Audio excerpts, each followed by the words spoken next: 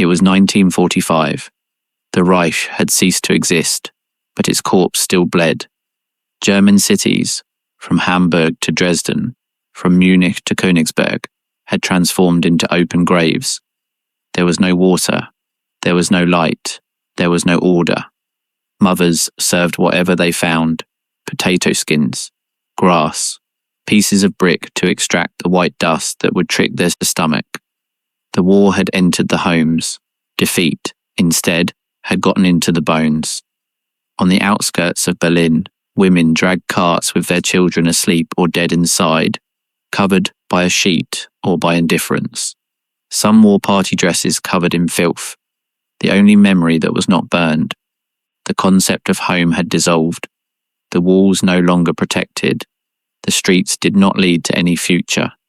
The neighbours spied on each other out of fear or out of necessity. Everything had changed since that Germany of 1933. How did Germany reach this abyss? What did civilians really experience under the Nazi regime? What did they eat? What did they think? What did they fear at night when the bombs were not yet falling? The answer is not only on the battlefields, nor in the Führer's speeches. It is in the kitchens where barley was boiled as coffee, in the endless queues in front of the bakeries, in the whispers of children who denounced their parents, in the letters from the front that never arrived. This is the complete story of civilian life under the Third Reich, from the initial enthusiasm to the final desperation, from the state-organised vacations to the air raid shelters where babies were born amid explosions. Every detail matters because understanding how millions of ordinary Germans lived under an extraordinarily brutal regime is the only way to comprehend how civilization can turn into barbarism without the majority noticing it until it is too late. The morning of January 30th, 1933, did not bring winds of war or signs of tragedy. In Berlin, the winter was as grey as always, and the trams still screeched on the frozen rails, but something different floated in the air. The radio announced, with a dry but contained voice, that President Hindenburg had appointed Adolf Hitler as Chancellor of the Reich. For some, it was one more fact in an unstable chain of governments. For others, a moment of contained joy that would soon explode in the streets. That night, torches illuminated the Brandenburg Gate. Thousands of supporters marched down Unter den Linden, cheering, waving red flags, with black swastikas in white circles. Whole families came out to the balconies to watch the procession, as if it were a religious ceremony. There was joy, hope, a feeling that the impossible, the redemption of Germany, had begun. Inflation, unemployment, the humiliations of the Treaty of Versailles, the political instability of the Weimar Republic, all that finally seemed to begin to be left behind. It was not just a political victory, it was a collective promise of salvation. In the working-class neighbourhoods of Berlin, the reaction was ambiguous. Some looked with suspicion at that militarised parade, remembering the beatings received by the brown shirts during the previous years. But even there, amidst the misery and distrust, phrases slipped in like, "Maybe now things will change." Desperation leaves no room for principles when the stomach is empty and the future is a shadow.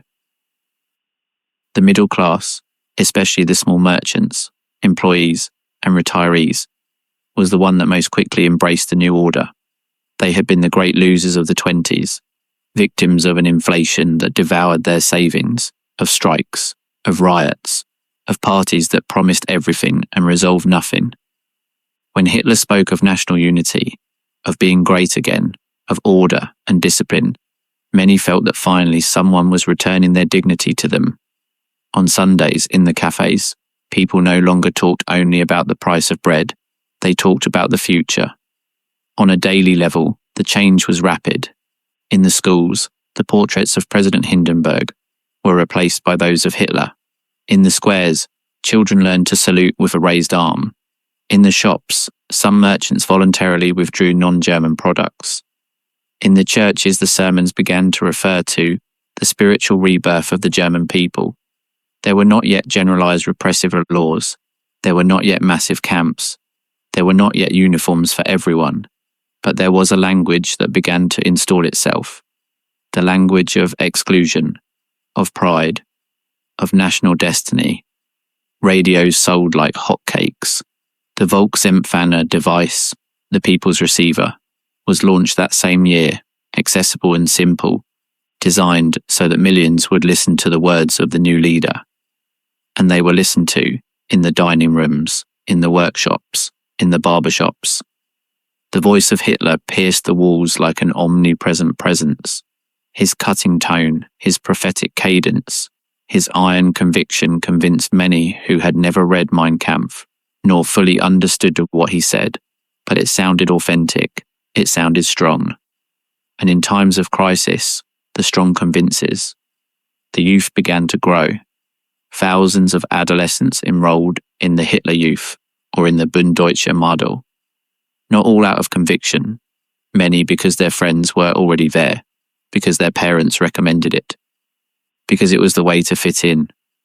The brown uniforms, the insignias, the chants, the outdoor hikes, the games with knives, the marches in the forests, all that generated a sense of belonging that no school or parish had known how to offer before. In the homes, the change also manifested itself in small gestures. Family letters that spoke of hope, after-dinner conversations in which communists were criticised with more emphasis, jokes about Jews that before were said in a low voice and now were said with laughter. A shopkeeper who placed a sign in his window that said Aryan business, not necessarily out of ideology, but because the neighbour had also done it and he didn't want to be left behind. Because being neutral was no longer possible, you either applauded or kept quiet. And silence in that new order was also suspicious. But what did this change really mean for the daily life of the Germans? How did the propaganda translate at the family table, in the bedroom, in the schoolyard? The 1st of May, Labour Day, was turned into a national holiday. Instead of workers' marches, there were shows, fireworks, balloons, patriotic speeches. Millions participated without knowing that the following day the regime would forcibly liquidate the free unions and found the Deutsche Arbeitsfront, the German Labour Front, under Nazi control. Thus, while it was celebrated in the streets, the freedom of the workers died in silence. No one protested, some out of fear, the majority out of indifference, others because they sincerely believed that it should be so. At the end of that first year, many Germans felt that things had indeed improved. Unemployment began to drop thanks to public works programs. Highways, stadiums, public housing were built. Promises became works, and that was more than any other recent government had offered. Queues to get bread were shorter, streets cleaner, trains more punctual. The state seemed present, efficient, omnipresent. Although it was already known that behind that efficiency there was repression. The first political purges were carried out in the shadows. The Communist Party was banned, its leaders arrested or disappeared, some exiled. The Social Democrats did not take long to suffer the same fate. The press was coordinated, the stations centralized, the books revised. Many civilians did not read the news of the concentration camps opened in Dachau or Oranienburg, not because they were hidden, but because they no longer mattered. They must have done something, people said, or simply nothing was said. In family gatherings, politics was no longer discussed, or it was discussed with clichés, with quotes from the Führer, with knowing smiles, because everyone knew that the neighbour was listening, that the cousin could report them, that the butcher, the teacher, their own child could repeat what they heard at school. Informing became a silent form of loyalty, a tool for promotion, for revenge, or simply out of fear. And fear began to seep into the houses, into the bedrooms, into the silences. The initial fervour of the year 1933 did not dissipate immediately. The streets of Germany remained decorated with red flags. The radio insistently repeated the Führer's speeches, and popular enthusiasm was still noted in the extended salutes, in the youth marches, in the packed stadiums during patriotic celebrations. But as 1934 advanced, the enthusiasm began to transform into something more subtle and oppressive, a choreography of constant obedience, a way of living that required care, silence, and above all, conformity. The Gleichschaltung, the total coordination of the individual with the ideals of the Nazi state, was not yet a word of common use in homes, but it was already a daily reality. German civilian life began to organize itself under an unofficial, but omnipresent, surveillance system. In the neighborhoods, neighborhood associations transformed into networks of ideological control. Traditional corner chats began to be observed. On each block, a blockleiter, block leader, acted as an intermediary between the party and the community. He could be a merchant, a janitor, a retiree. His past did not matter. Now his function was to record, to listen, to inform. He often knew all the neighbors by name, and everyone knew who he was. He didn't need to say anything. His mere presence was enough to keep conversations within the permitted margins. In the homes, parents learned to measure their words. Children returned from school repeating the Führer's phrases, singing patriotic songs, asking if at home they also saluted like in class. The school was now an extension of the party. The teachers, some convinced, others resigned, had been integrated into the NS-Lehrerbund, the National Socialist Teachers League. The content of the books had been modified. History began in 1914 and ended in 1933, as if the Weimar period had been a passing shadow. Biology became a tool to explain racial differences. Arithmetic was illustrated with problems about the costs of maintaining a hereditary invalid. German was used to read and memorize fragments of Mein Kampf. Parents who disagreed learned to keep quiet. Some burned books on their own initiative. Others hid photographs of Jewish relatives. Some simply stopped talking about politics. It was easier to teach children to repeat what they heard outside, even if inside they did not believe it. In small towns, this duplicity was even more evident. Everyone knew each other. Everyone knew who had been a communist, who had liberal ideas, who had done business with Jews. But now everyone pretended to have always been loyal. Forgetting became a defense mechanism. Work also did not escape the new order.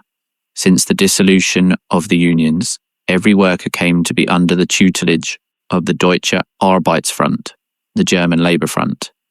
There were no longer salary negotiations or collective claims. Strikes disappeared overnight. The atmosphere in the factories changed. People worked more, talked less. Employees competed to appear more loyal. Whoever saluted first, whoever hung the party flag in the office, whoever contributed more to the Winterhilfswerk collections. Professional merit began to weigh less than party affiliation. Promotions and firings were often decided based on what one represented for the new order.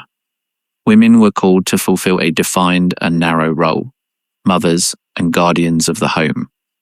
The Deutsches, Frauenwerk and the NS Frauenschaft organized meetings, national cooking courses, talks on racial hygiene, gatherings to sow and educate the new generations. At first glance, it seemed like a domestic support network, but every meeting included slogans, songs, ideological training. The ideal German woman was strong, fertile, obedient. The state needed her to produce not only children, but future soldiers. Those who worked outside the home began to be viewed with suspicion, in offices, in post offices, in hospitals.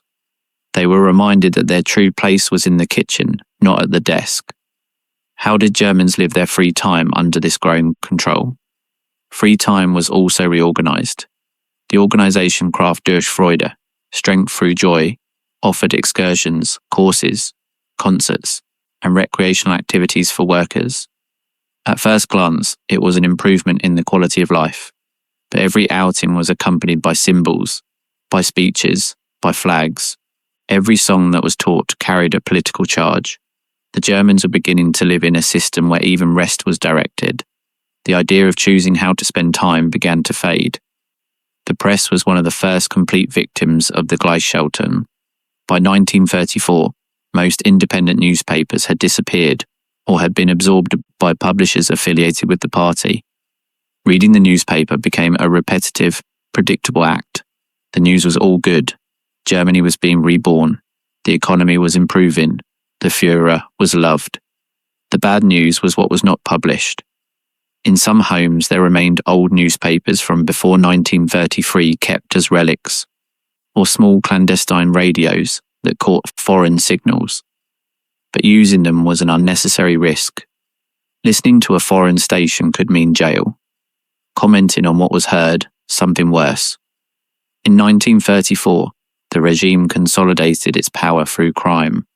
On June 30th, in the so-called Night of the Long Knives, the SA, the original stormtroopers of the Nazi movement, were purged. Ernst Röhm and other leaders were assassinated by direct orders from Hitler.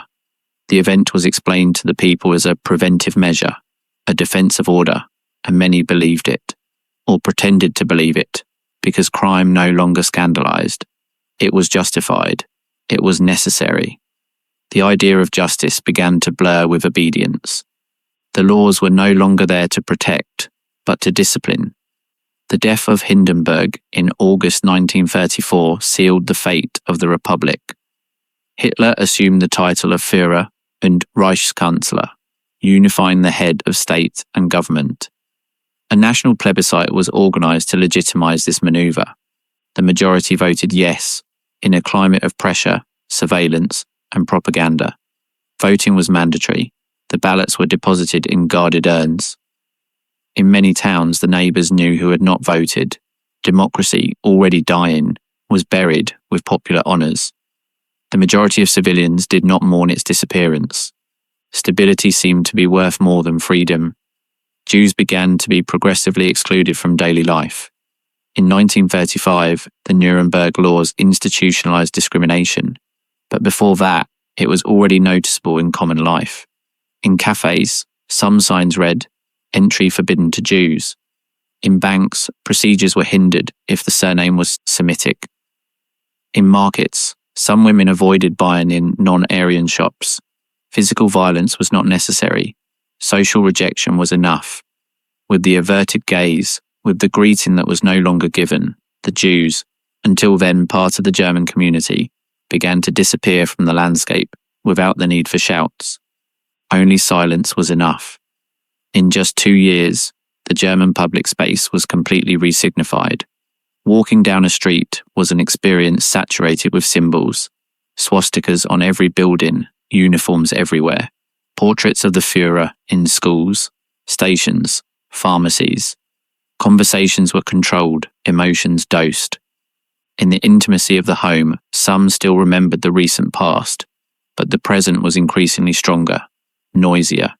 Resisting was dangerous, adapting was simpler, and the majority chose to adapt.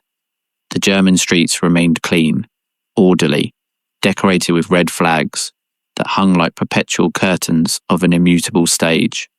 The radios still broadcast patriotic marches.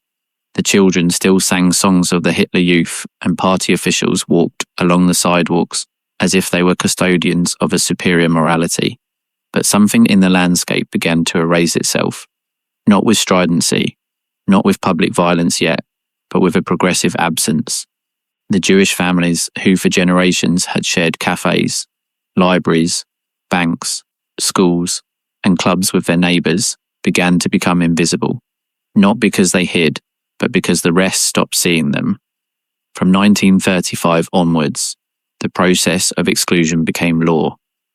On September 15th, during the party congress in Nuremberg, the regime announced the promulgation of the Laws for the Protection of German Blood and Honour and the Reich Citizenship Law.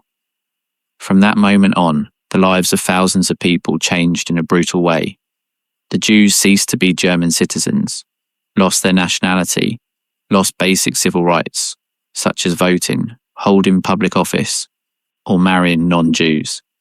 But beyond the legal content, what changed for them and for everyone was the atmosphere.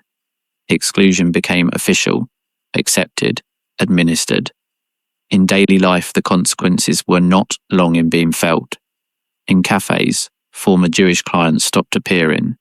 Some were expelled discreetly, Others understood they were not welcome.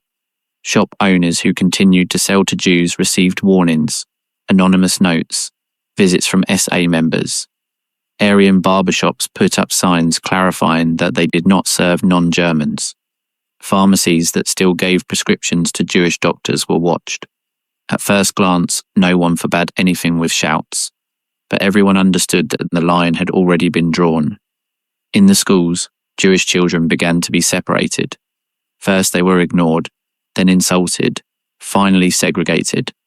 The principals who had to report how many non-Aryan students there were justified the transfers as a need for pedagogical harmonization. In biology classes, students learned to measure skulls, to differentiate racial profiles, to identify degenerate types. The children repeated without knowing, but they learned to look with suspicion at the classmate whose last name did not sound sufficiently German. During recess, games no longer included everyone. The shoves and laughter mixed with taunts, spit, contempt. Cultural life also changed. Cinemas began to withdraw films directed or performed by Jews. Theatres fired actors and musicians with inconvenient surnames. Publishers cancelled contracts. Universities annulled chairs. But none of this happened in secret. Lists were published. Replacements were announced. The cleansing of the German spirit was celebrated. The public, with some exceptions, accepted the changes as natural. Some protested in whispers. Others lamented it in private. But no one dared to write a letter, to sign a complaint, to raise their hand in a meeting. In the neighbourhoods, social relations began to break down. Neighbours who previously shared chats, dinners, or birthdays with Jewish families started to avoid them, not all out of conviction, many out of fear. A visit, a poorly spoken word, a smile at the wrong time could be observed. The blocklighter took notes and the risk was real. An anonymous denunciation, false or malicious, was enough for a citizen to be investigated, interrogated, and punished. Thus, friendship became suspicious, the greeting dangerous, and silence a shield. What did the Jewish families really feel living this exclusion day after day? The emotional consequences were devastating. Jewish families lived under constant tension. You had to explain to the children why they could no longer go to the same school, why their mother could no longer buy in such a store, why they were not invited to birthdays. Many tried to maintain the routine, read, study, visit grandparents, write letters, but the days were filled with refusals, with closed doors, with eyes that looked away. Some tried to adapt. Others began making plans to emigrate. But getting a visa, a ticket, a destination was increasingly difficult. The world was not opening, it was closing. Outside, the majority of German civilians began to naturalize that exclusion. They did not think about it. They did not question it. They limited themselves to continuing with their lives. Some even celebrated it. The regime's propaganda took care of justifying everything. The Jews were responsible for the defeats, the misery, the post-war period, the cultural degeneration, the international conspiracy. Children's magazines showed grotesque caricatures. Newsreels in the cinema broadcast speeches that spoke of racial hygiene. The words were repeated so much that they lost their weight. No one argued them because they had learned not to argue.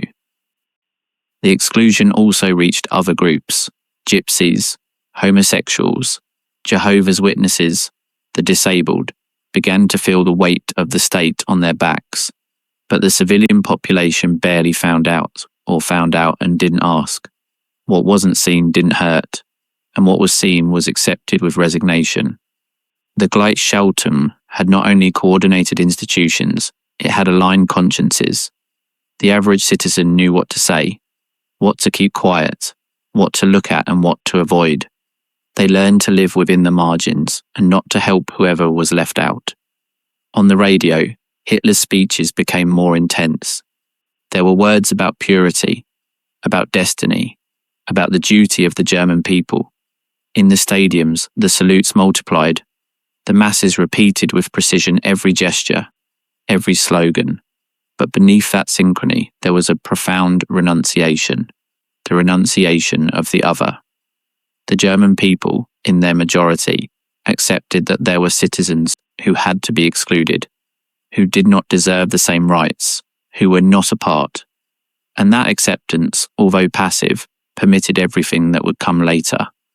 In public offices, employees began to receive new forms. In them, they had to declare the racial origin of parents and grandparents. It was not enough to be German, you had to prove it. And that proof became a requirement for everything: to marry, to work, to study. Those who could not prove full Aryanism were set aside, sometimes without explanations, other times with letters that spoke of the interests of the Reich. People who previously were full citizens transformed into Staatsangehörige, or Staatsrechte, inhabitants without rights. Their history, their service, their love for the country did not matter. A line in their ancestry was enough to turn them into pariahs. In mixed families, the tension was insufferable. A Jewish wife, a non-Aryan father, a convert, were enough to break entire structures. Some opted for divorce, others were forced to resign. There were those who committed suicide or disappeared. Family parties became moments of fear. Who would attend? What could be said? Who would be the first to denounce the other? Because now belonging was not cultural, it was biological, and no one could modify it. And yet, amidst that invisible advance of darkness, daily life continued. Trains arrived on time, bakeries opened, squares were full of children, women lined up for the market, old men read the newspaper. Germany did not seem like a dictatorship. It seemed like a country in order, clean, at peace. But beneath that surface, a precise mechanism of exclusion, of isolation, of slow destruction unfolded. The German people in their majority did not ask for blood, did not ask for camps, did not ask for pogroms, but they did accept, day after day, the symbolic disappearance of the Jewish neighbour. They accepted their silence, their internal exile, their progressive expulsion, not out of open cruelty, but out of structural indifference, out of fear, out of habit. Because the machinery of the Third Reich was not sustained only on violence, it was sustained on the comfort of those who chose not to look.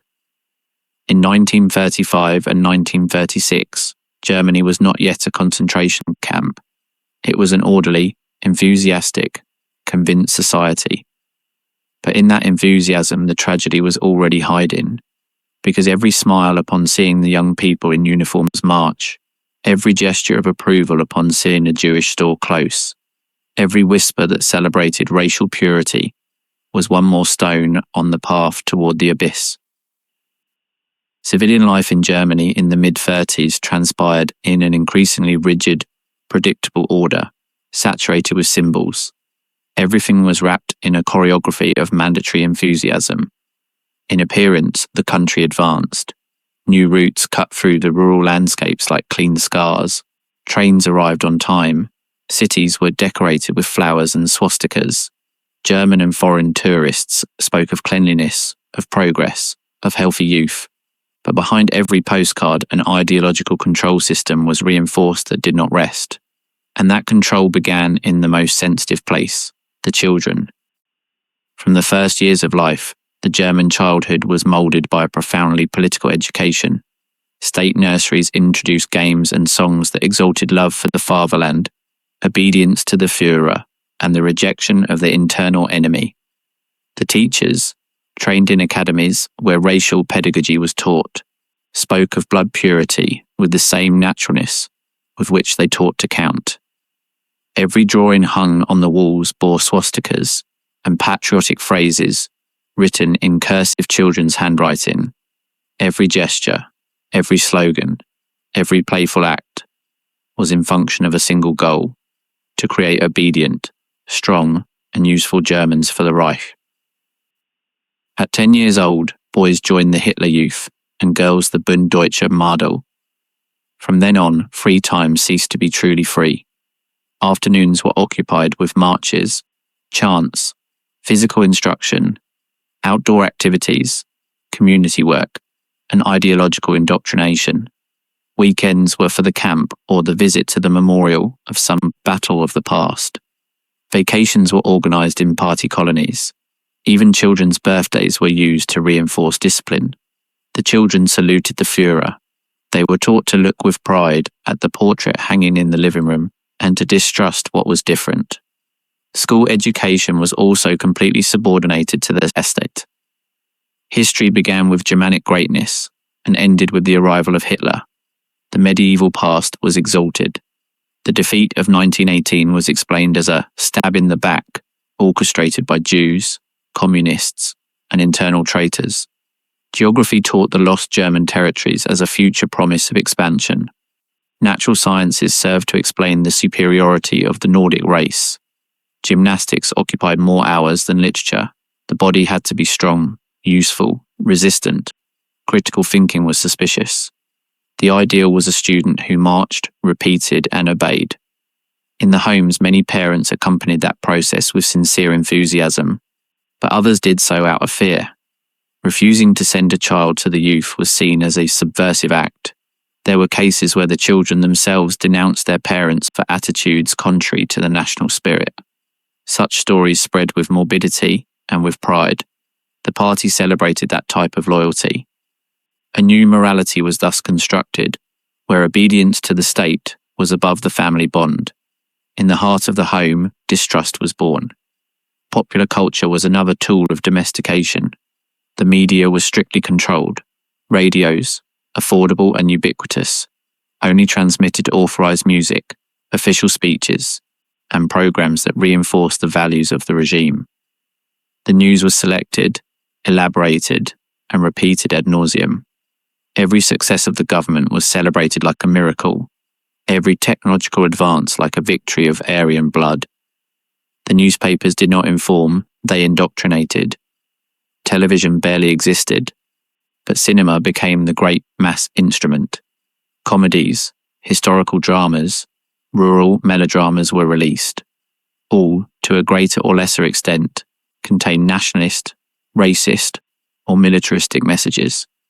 The filmmaker Leni Riefenstahl released in 1935 Triumph of the Will, a documentary about the party congress in Nuremberg that transformed propaganda into an article.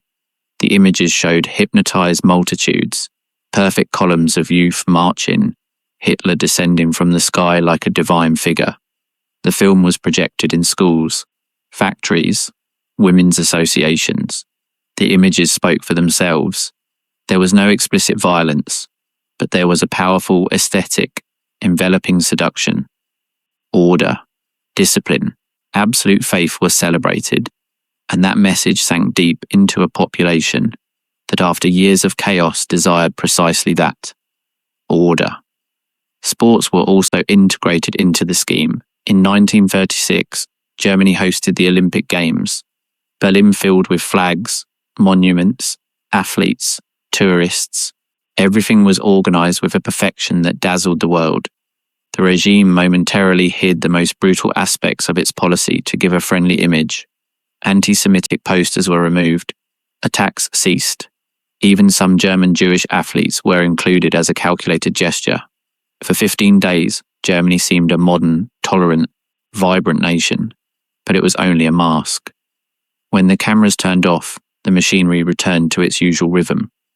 How did an ordinary German citizen really feel amidst this propagandistic saturation?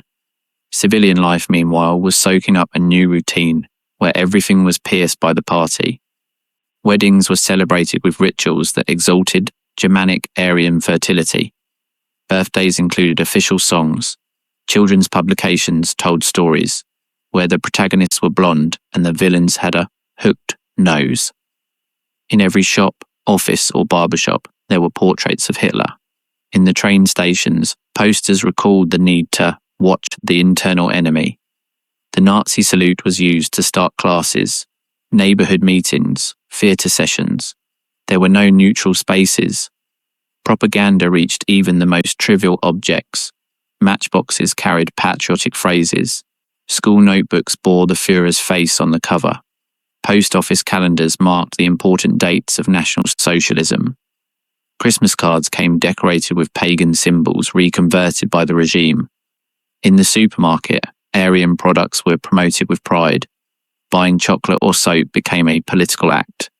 Domestic life was an extension of the state. Artists who did not align were set aside, silenced, exiled. Bookstores stopped selling prohibited authors. Jewish or modernist musicians were replaced by pure interpreters. Jazz was declared degenerate. Painting had to be realistic, masculine. Architecture became monumental, cold, authoritarian. Culture was no longer a search, but an affirmation of power. And the public, habituated to directed consumption, began to forget that they could choose. The common citizen, meanwhile, adapted, some out of conviction, others out of habit. Those who did not sympathize with the regime learned to dissemble. Forms were more important than ideas. You could survive if you knew when to salute, what to read, whom to avoid. Mass culture offered an illusion of unity, a collective belonging that was comforting. There were parades, shows, celebrations, and also fear. But the fear became bearable when it came wrapped in music and flags. Thus, between patriotic songs and organized outings, between radio speeches and carefully edited films, the German people lived their deformed normality. Propaganda was not just an institutional apparatus, it was an environment. It was in the air, in the school, in the square, in the children's beds. The civilian mind was moulded day after day from childhood, and after a few years, millions of people no longer distinguished between truth and lie, between conviction and repetition. They only knew they had to march straight, smile on time, and say Heil Hitler, even if inside they no longer knew why. Towards the end of 1937, the daily life of the German citizen unfolded in an apparent stability. The economy had reactivated, public works advanced with efficiency, and the speeches spoke of greatness, future, and unity. But that balance was false. Fear was no longer a marginal sensation, but an intimate habit. And yet, the population did not live only in repression. It also lived in illusion. The regime had understood that it was not enough to control, you had to seduce. Not only dominate bodies, but conquer wills. Therefore, in the years prior to the war, Hitler and his ministers converted leisure, rest, sports, and tourism into spaces of propaganda, discipline, and social cohesion. The organization Kraft durch Freude, KDF, Strength Through Joy, became a central actor in the lives of millions of Germans.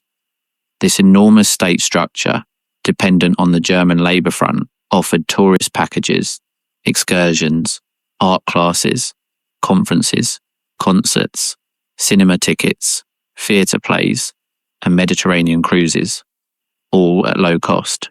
Vacations were planned from the state. They were not simple trips. They were carefully designed experiences to reinforce national identity, eliminate class differences, and cultivate the collective spirit.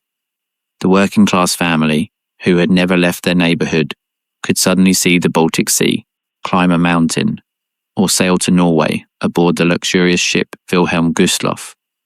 The itineraries, however, were marked by an ideological narrative. Germanic historical sites were visited. Talks on the values of the Reich were offered. Collective dinners were held where National Socialist hymns were sung. On every excursion, there were party representatives in charge of guaranteeing appropriate behaviour and registering any suspicious attitude. All rest was monitored, and surveillance, as in all of Nazi Germany, was accepted as part of the order. Domestic tourism also grew spectacularly. Visits to the Bavarian Alps, the Thuringian Forest, the Black Forest, medieval castles were promoted. Geography was loaded with national symbolism. Travelling became a patriotic act. Tourist guides changed their style. They were no longer neutral, but openly political. They described landscapes saved from the Jewish spirit, purified regions, or spaces of Germanic blood. Maps indicated the places with mythical value for National Socialism: Linz, Nuremberg, Berchtesgaden, Every step reinforced the idea of belonging. In the cities, free time was also modelled. Squares were filled with popular festivals organised by the party. Labour Days, Peasant Days, Mother's Days were celebrated, always with parades, hymns, speeches and rituals. Each date possessed a symbolic value: to remember the importance of manual work, to exalt the fertility of the Aryan woman, to thank the guidance of the Führer. In these events, the line between party and discipline was invisible. Civilians participated en masse, not always out of conviction, but because being absent could raise suspicions. The sports clubs that had flourished during the Weimar Republic were absorbed by the state apparatus. Healthy competition was substituted by ideologically oriented physical training. Children and adolescents received military training disguised as physical activity. Endurance, toughness, sacrifice were exalted. Women were directed towards gymnastics linked to maternal health. The body was not a space of freedom, it was a tool of the state. Massive sports events were also politicized. Outdoor gymnastic concentrations, athletic parades, strength tests were used to show the world the vitality of the new German people. The culmination of this strategy was, without a doubt, the organization of the Olympic Games in Berlin in 1936, which still in 1938 and 1939 generated replicas in civilian life. Monumental architecture, perfect scenography, grandiloquent gestures, fireworks, flag parades. Everything was designed to project to the world the image of a modern, orderly, and powerful Germany. But that image hid exclusion. While German tourists enjoyed their organized vacations and citizens watched soccer games with subsidized tickets, Jews were already completely excluded from access to theaters, public swimming pools, recreational associations, and any type of shared space. Their disappearance was not only legal, it was physical, spatial, daily. No one asked where they were, no one claimed their absence. German leisure was a racial privilege. The structure of the day-to-day was also regimented. Punctuality was an absolute value. The Nazi salute had to be used at work, at school, even in encounters between neighbours. Traditional courtesy was substituted by mandatory devotion. Going to the cinema, to the theatre, or to a conference was no longer a private option. It was a way of showing adherence to the regime. Every activity of free time was loaded with political content. Even family parties adapted to state slogans. National hymns were sung at children's birthdays. Germanic rituals devised by the SS were included in weddings. And at Christmas, stars were replaced by runic symbols or black suns. Some sectors of the population began to experience a silent void. Intellectuals, artists, citizens not affiliated with the party, people of critical spirit or simply tired of the official noise, felt that no neutral space remained. You could not read without checking the author. You could not talk without measuring your words. You could not listen to music without knowing its racial origin. You could not stroll without crossing paths with flags, portraits, phrases of the Führer. Life became a permanent parade, and in that parade one could march or disappear. At the same time, many Germans, especially the young, found a powerful sense of belonging in this framework. The KDF offered them experiences they had never been able to enjoy before. Sports parades gave them visibility. Party organizations offered them promotion, respect, camaraderie. In the cities, thousands of people began to believe that Nazism was their only possible homeland. But beneath this apparent normality, what did Germans really think when they closed the doors of their houses at night? In 1938, the mask began to fall. The night of November 9th to 10th remained marked in history as Kristallnacht, the night of broken glass. It was presented as a spontaneous reaction of the German people after the assassination of a Nazi diplomat in Paris by a young Polish Jew. But it was not spontaneous. It was orchestrated. The SA, backed by enthusiastic civilians, ravaged synagogues, destroyed shops, burned sacred books, beat old men in the streets, arrested more than 30,000 Jewish males who were sent to concentration camps. The streets woke up covered in broken glass. Passers-by walked among rubble, among ashes, among dried blood on the sidewalks. What did the German civilians do? Some participated actively. Others watched from the windows. Many lowered their eyes and kept walking. There were those who helped in secret, hiding neighbours, sharing food, offering temporary refuge. But they were a silent, invisible, terrified minority. The majority chose indifference, not because they were cruel, but because the cost of empathy was too high. Helping a Jew could mean losing a job, a house, freedom. It could mean your children being expelled from school, your wife being humiliated in public, your business being closed. Fear was not abstract. It was concrete, measurable, immediate. Kristallnacht marked a point of no return. After that night, Jewish emigration accelerated desperately, but the doors of the world were closing. The United States imposed quotas. Great Britain limited entry to Palestine. Latin America demanded impossible to get documents. Thousands of families sold everything they owned for visas that never arrived. Many committed suicide. Others waited, believing that the worst had already passed. The German civilians, meanwhile, continued with their lives. In December 1938, the shops were decorated for Christmas. The children wrote letters asking for gifts. The families planned dinners. Markets with lights and carols were set up in the squares. The violence of November was left behind like a bad dream, something that was not spoken of out loud. How was that double consciousness possible? How did one live knowing and not knowing at the same time? The answer lies in the fragmentation of the experience. For the average German, daily life was full of small worries: paying the rent, taking care of the children, keeping the job. Politics was something distant, abstract, managed by others. Yes, there were Jews who disappeared, but they were not your family. Yes, there were concentration camps, but they were far away, in places you would never visit. Yes, there was violence, but not on your street, not in your life.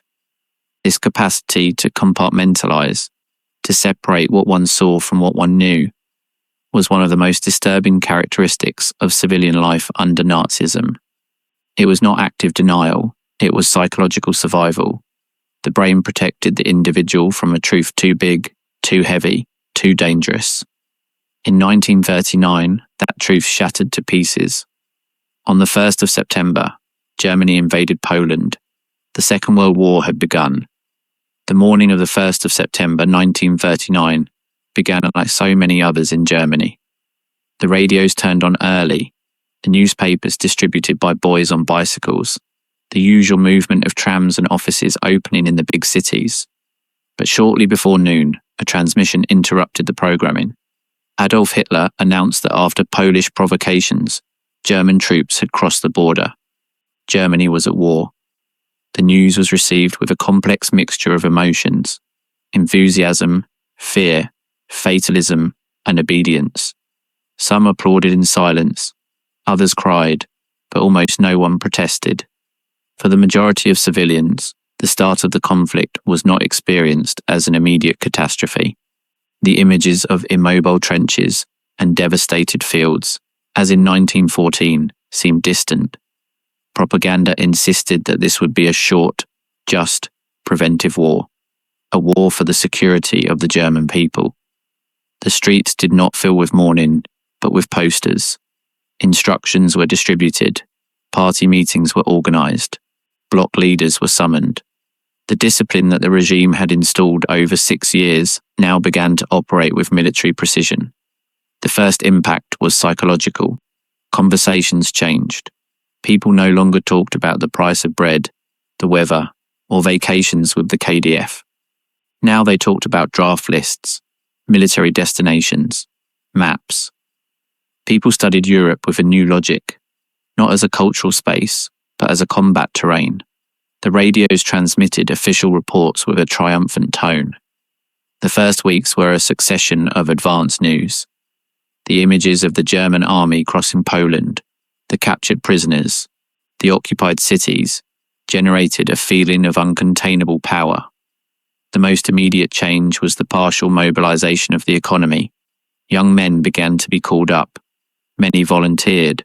The train stations filled with families bidding farewell to their sons, brothers, and husbands, amidst applause, Nazi salutes, and promises of victory. But behind every waved handkerchief there was fear. Women knew that life would change. Support committees, winter clothing making groups for soldiers, food collection chains were quickly organized. The role of women in the home intensified. Now they not only had to raise children and serve the Reich, they had to sustain the rearguard. Civilian life was militarizing from the inside. Schools began to function as centers of moral instruction. Children drew tanks, learned martial hymns, studied geography with maps of occupied Poland, organized games where battles were represented. Death began to be part of the school vocabulary. The Hitler Youth received stricter training. The girls in the BDM were indoctrinated about the value of sacrifice, patriotic motherhood, and resistance in the face of privations. In every neighborhood, controls, censuses, requests for collaboration with the war effort intensified. The state imposed food rationing in record time. Ration cards began to be distributed that same autumn. Every citizen had to present a document in the market with coupons that marked their right to meat, bread, fat, eggs, sugar. Access to coffee and chocolate was restricted. Substitutes, ersatz, multiplied. Barley coffee, vegetable shortening, beet soups. At first there was order. Germans were trained to accept rules. No one protested for standing in line. But conversations in the markets began to fill with whispers, with half-voiced phrases. How long will this last? My son is no longer eating well. What did a rationing really mean for a German family in 1939? Transportation was also affected. Routes and trains were prioritized for military use. Personal trips began to be restricted. The night blackout was imposed in all cities. Windows had to be covered with black curtains. Street lamps were turned off. Vehicles used reduced lights. There were severe fines for breaking these rules. In many houses, tape was stuck on the glass to prevent splinters in case of an explosion. Bombs were not falling yet, but the country already lived as if it were under attack. Propaganda doubled its intensity. Every poster, every pamphlet, every announcement on the radio spoke of resistance, unity, duty. Images showed smiling soldiers, proud families, children sending letters to the front. Events were organized to reinforce morale. Patriotic theatrical plays, concerts with front songs, tank and weaponry exhibitions. Even entertainment had to serve the cause. Films showed German courage, the brutality of the enemy, the need to obey. Everyday language filled with phrases like Volksgemeinschaft, Einsatz, Treue, Pflicht. Private emotion was replaced by the collective slogan. The Jews, by then, were completely outside the national community. If in 1935 exclusion was legal, in 1939 it became practical and brutal. Kristallnacht had marked a breaking point. From that moment on, being Jewish in Germany meant living in constant danger. They could not own a radio, could not use public transport, and could not receive milk, could not go out after certain hours. Families lived locked up, silenced. Sometimes neighbours helped in secret, but the majority limited themselves to looking the other way. With the start of the war, that situation became more extreme. Jews were forced to hand over their radios, bicycles, pets. They were assigned residential zones, expelled from central apartments, forbidden from shopping in many businesses. Every week a new restriction. The Aryan population grew accustomed to not seeing them or seeing them as shadows. Terror normalized. The pre-conflict violence, which in 1938 was public, gave way now to a more systematic and silent cleansing. In parallel, the emotional life of civilians began to change. Farewells, telegrams from the front, letters written in military language, The first reports of wounded altered daily life. Mourning became a constant possibility. Women gathered to console each other, to share news, to sew or pray. Some older men were called up for administrative tasks. Teenagers dreamed of going to the front.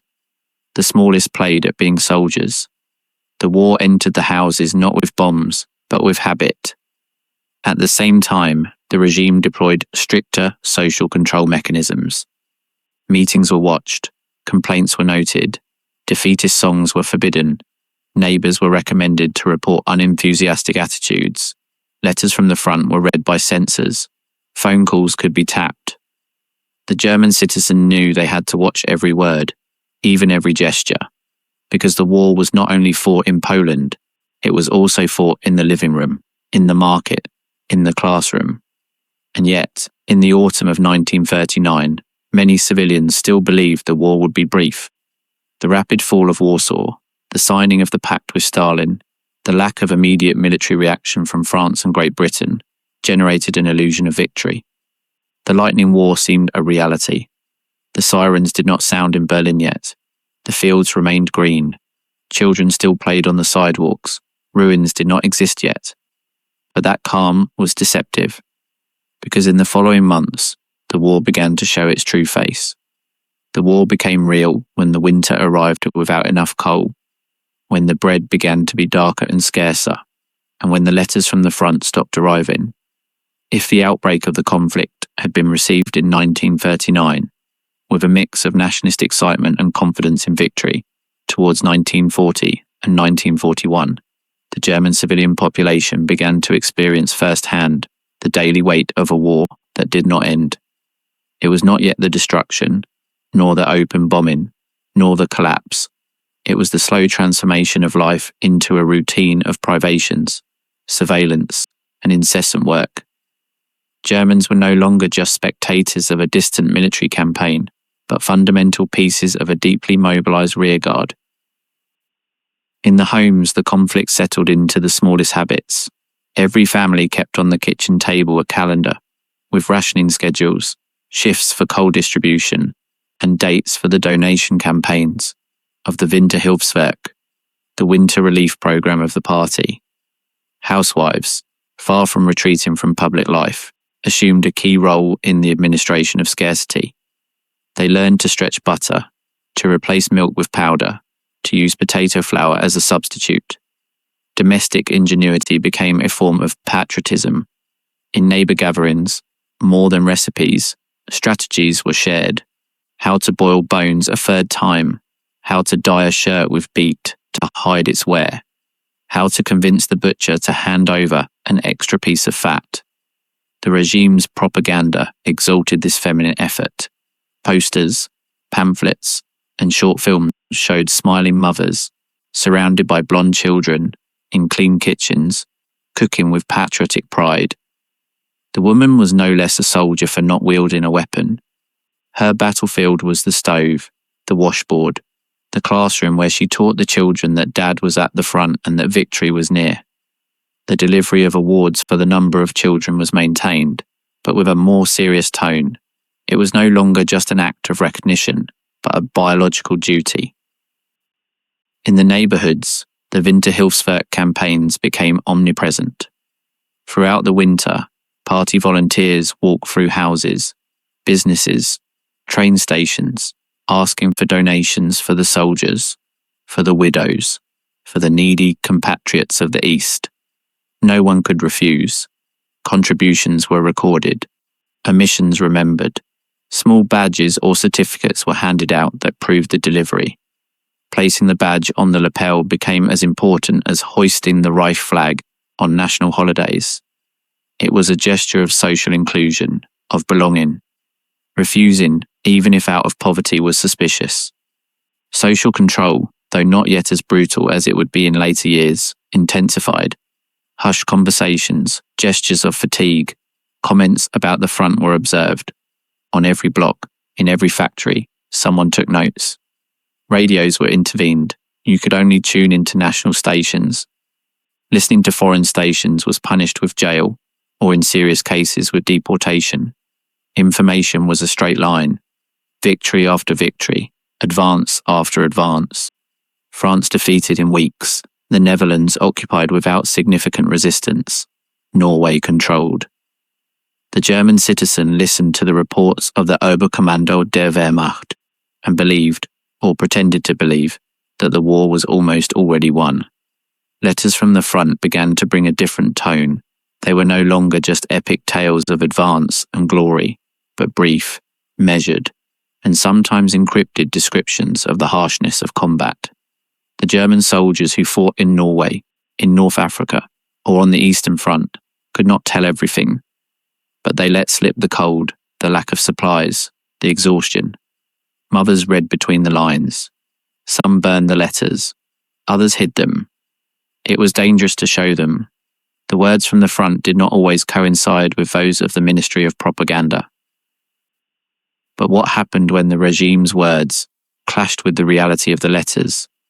The Volksgemeinschaft, that people's community, promised as an ideal of racial and social unity, became one more weapon of the regime. Community nights were organized to knit, to read war reports, to listen to the Führer's speeches. Uniformity was promoted, not only ideological, but also emotional. Anguish had to be silent, uncertainty hidden. Those who cried in public were looked at with reproach. Sadness became suspicious, patriotism mandatory. The youth, meanwhile, were mobilized with more force. The Hitler Youth acquired a military character. Adolescents received physical training, instruction with weapons, cartography lessons, mandatory marches. They were taught to survive on little, to resist the cold, not to sleep more than necessary. At 15, many already knew what it was to shoot. They were prepared openly for the day they would have to go to the front. The girls of the BDM were sent to the countryside to replace the men in the harvests, to work in offices, hospitals, nurseries. Female labour ceased to be a rarity, it was a necessity. Public celebrations maintained their rhythm, but their tone became more solemn. It was no longer just parades of flags and empty speeches. There were altars with photographs of the fallen, lists of local soldiers, mothers with black armbands. In every city, bookstore windows placed the portraits of heroes, of the front next to the classics of Goethe. Tales were spread of fallen soldiers, who died smiling with a letter from the Führer on their chest. Death was glorified not as a tragedy, but as destiny. A destiny that many began to accept as inevitable. In the factories, shifts were reorganized. War production intensified. Workers received booklets with goals, efficiency instructions, internal surveillance slogans.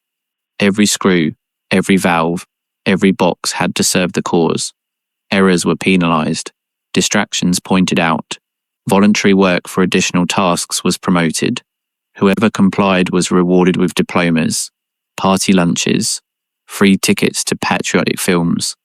Whoever failed was isolated. Religious life, tolerated under control, was absorbed by the war discourse. Christian sermons centered on sacrifice, on obedience, on the need to suffer for a greater good. Many pastors adopted the regime's language. Others fell silent out of fear. Only a minority, like the Confessing Church movement, dared to resist openly, but their voices were weak. In the parishes, masses filled with mothers who prayed in silence, more out of fear than faith. And yet, amidst this landscape of discipline, of orderly lines and dark kitchens, a childish hope was still kept alive. The majority of German civilians still believed that victory was possible. The images of occupied Paris, bombed London, defeated Greece fed the illusion.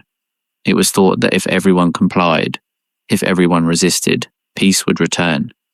But that peace would be a peace of victors, a peace without Jews, without enemies, without the disobedient. In 1941, with the invasion of the Soviet Union underway, the Reich reached the peak of its expansion. From the Atlantic to the gates of Moscow, the map seemed tinted in German grey. New maps were hung in the houses. Mothers marked with pins the place where their sons fought. Children learned new names: Smolensk, Kiev, Rostov. People spoke of oil, of wheat, of living space. And it was repeated that after this campaign everything would end. But it didn't end. And in 1942, the illusion began to crack. The year 1942 marked a profound change in the lives of German civilians. The illusion of a short war had died, and with it the blind confidence in immediate victory. After the failure before Moscow and the fierce resistance of the Red Army, it became clear that the conflict would not only extend, but would demand increasingly more sacrifices. Joseph Goebbels summarized it brutally in his speech of February 1943, but the people already knew it before hearing it. The war had to be total, and that meant that the rearguard had to stop acting as a spectator. Every civilian was now one more cog in the combat machine. Every act, no matter how banal it seemed, had to serve the cause. Scarcity became a structural part of the day-to-day. Rationing, which at the beginning had been experienced with discipline and even with a certain patriotic pride, now turned into an unavoidable sentence. Meat disappeared from the counters. Butter became a luxury. Bread was made with black flour mixed with husks and starch. Beer was watered down. Clothes had to be patched beyond repair. Women transformed curtains into dresses, old shirts into underwear, men's boots into children's shoes. The slogan was simple: throw nothing away. Everything was useful. Everything was reused. To what extent could a German family survive on so little? The urban population was the most punished. In industrial cities like Essen, Hamburg, Dresden, or Berlin, the queues to receive ration products began at dawn. Housewives brought with them cloth bags, empty cans, notebooks with substitute recipes. Sugar was replaced by molasses, milk by diluted powder. Soaps were scarce, and women boiled roots to make homemade cleaners.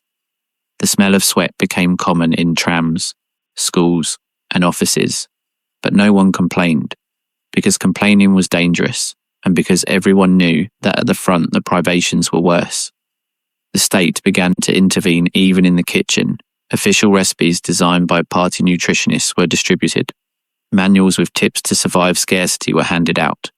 Boiling legumes twice, mixing coffee with roasted barley, cooking without fat.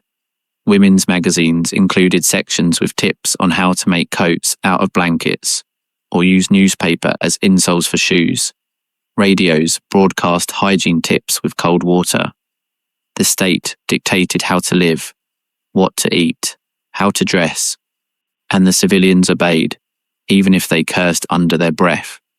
Necessity forced ingenuity, but also illegality.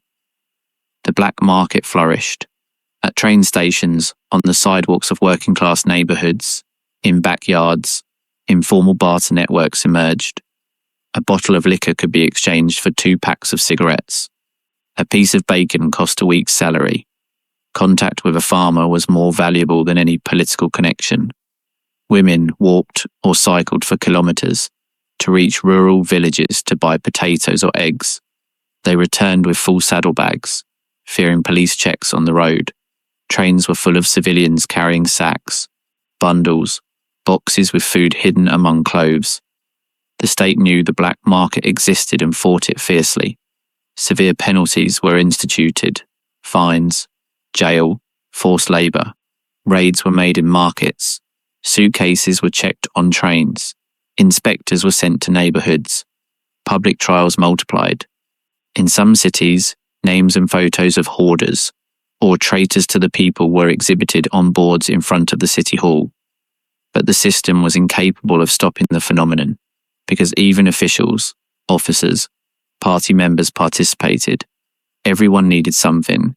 Everyone bought or sold outside the official channels, and no one was willing to die for patriotism. The war effort demanded not only resignation, but a growing physical and emotional surrender. Women replaced men in factories, offices, workshops, warehouses, trams. Double shifts were imposed. The slogan was to produce without rest. Every minute counted. Factories functioned day and night. Chimneys were not turned off. In many homes, women slept with their shoes on in case the air raid alarm sounded. Children grew up without a father and often without a mother. School was a passing place. Adolescents were sent to work in the fields, in munitions factories, to build trenches in occupied territories. Free time had disappeared, childhood too. The emotional tone of the country changed.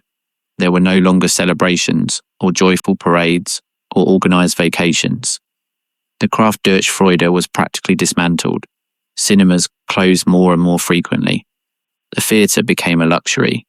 Concerts were replaced by propaganda talks. Language became more sombre, hard, decisive, necessary, final. Words like happiness, rest, beauty were relegated. Letters from the front spoke of mud, cold, blood. And letters going to the front carried perfume, sweet phrases, children's drawings. They were often white lies, because in the rearguard people also cried. But the crying was hidden behind the curtain, away from the neighbour, away from the party, away from the block lighter. The Jews, who still remained in Germany, were pushed into an abyss of no return. Starting in 1942, their mass deportation towards the east began. No one spoke of extermination. Euphemisms were used: resettlement, work in the east, evacuation. But the trains left loaded and did not return. The neighbours knew it. Some helped, the majority kept quiet. The homes of the deported families were assigned to others, the furniture distributed, the coats reused. The silence became an accomplice. Guilt was masked by necessity. In the midst of all this, propaganda did not let up. Goebbels spoke of resistance, of iron will, of degenerate peoples who wanted to destroy Germany. An appeal was made to fear. If Germany lost, the revenge would be incalculable. People spoke of Bolshevism, of Slavic hordes, of Allied bombings as signs of hatred against Germanic culture. Every bomb that fell in Hamburg or Cologne was used to reinforce fear. Defeat was not a possibility, it was an announced hell. That is why they had to resist. That is why they had to die if necessary. But what happened when the war was no longer just propaganda, but reality on every street, in every house, in every face? The official report arrived in February 1943. The German Sixth Army had been annihilated in Stalingrad. For the first time since the start of the war, the radio did not broadcast a victory, but a catastrophe. It didn't say it in those terms, of course. It spoke of dignified resistance, of sacrifice for the fatherland, of eternal permanence. But the Germans understood the message. Beneath the iron language, an insufferable truth hid. The war was being lost. And with that certainty, something broke in the rearguard. Not the order, not the obedience, but yes, the faith. Until then, even under rationing, censorship, and pain, the majority of civilians had sustained a basic confidence in the Führer. The successive victories, the dominion over Europe, the image of the invincible soldier, had kept a shared hope alive. But Stalingrad was something else. Stalingrad was a limit. Almost 300,000 soldiers sent into the encirclement, more than 90,000 prisoners, tens of thousands dead, and among them, sons, brothers, husbands. Defeat was no longer a statistic. It was a telegram. It was an empty chair. It was a name that appeared no more. How do you bear the news that your son died frozen in a city whose name you can barely pronounce? In the homes, a silent, contained, regimented mourning was unleashed. The state did not allow public manifestations of grief. Mothers who cried too much were singled out. Girlfriends who refused to continue their activities were reprimanded. Morale had to be kept high. Pride had to be shown. That is why condolence letters arrived along with a pamphlet. Your son fell for Germany. Ceremonies were brief, headstones provisional. There were no bodies, only news, and the feeling that the worst was just beginning. Goebbels' speech of February 18th, 1943 in the Sportpalast sought to channel that pain. He called for total war, and asked for more work, more dedication, more discipline. He shouted that the enemies wanted to destroy Germany, rape its women, burn its houses, and the audience applauded, standing up frantically. But that ovation was different from previous ones. It was not joy, it was fury, it was fear, it was desperation. For the first time, the people felt they had to fight not to conquer, but to avoid being annihilated.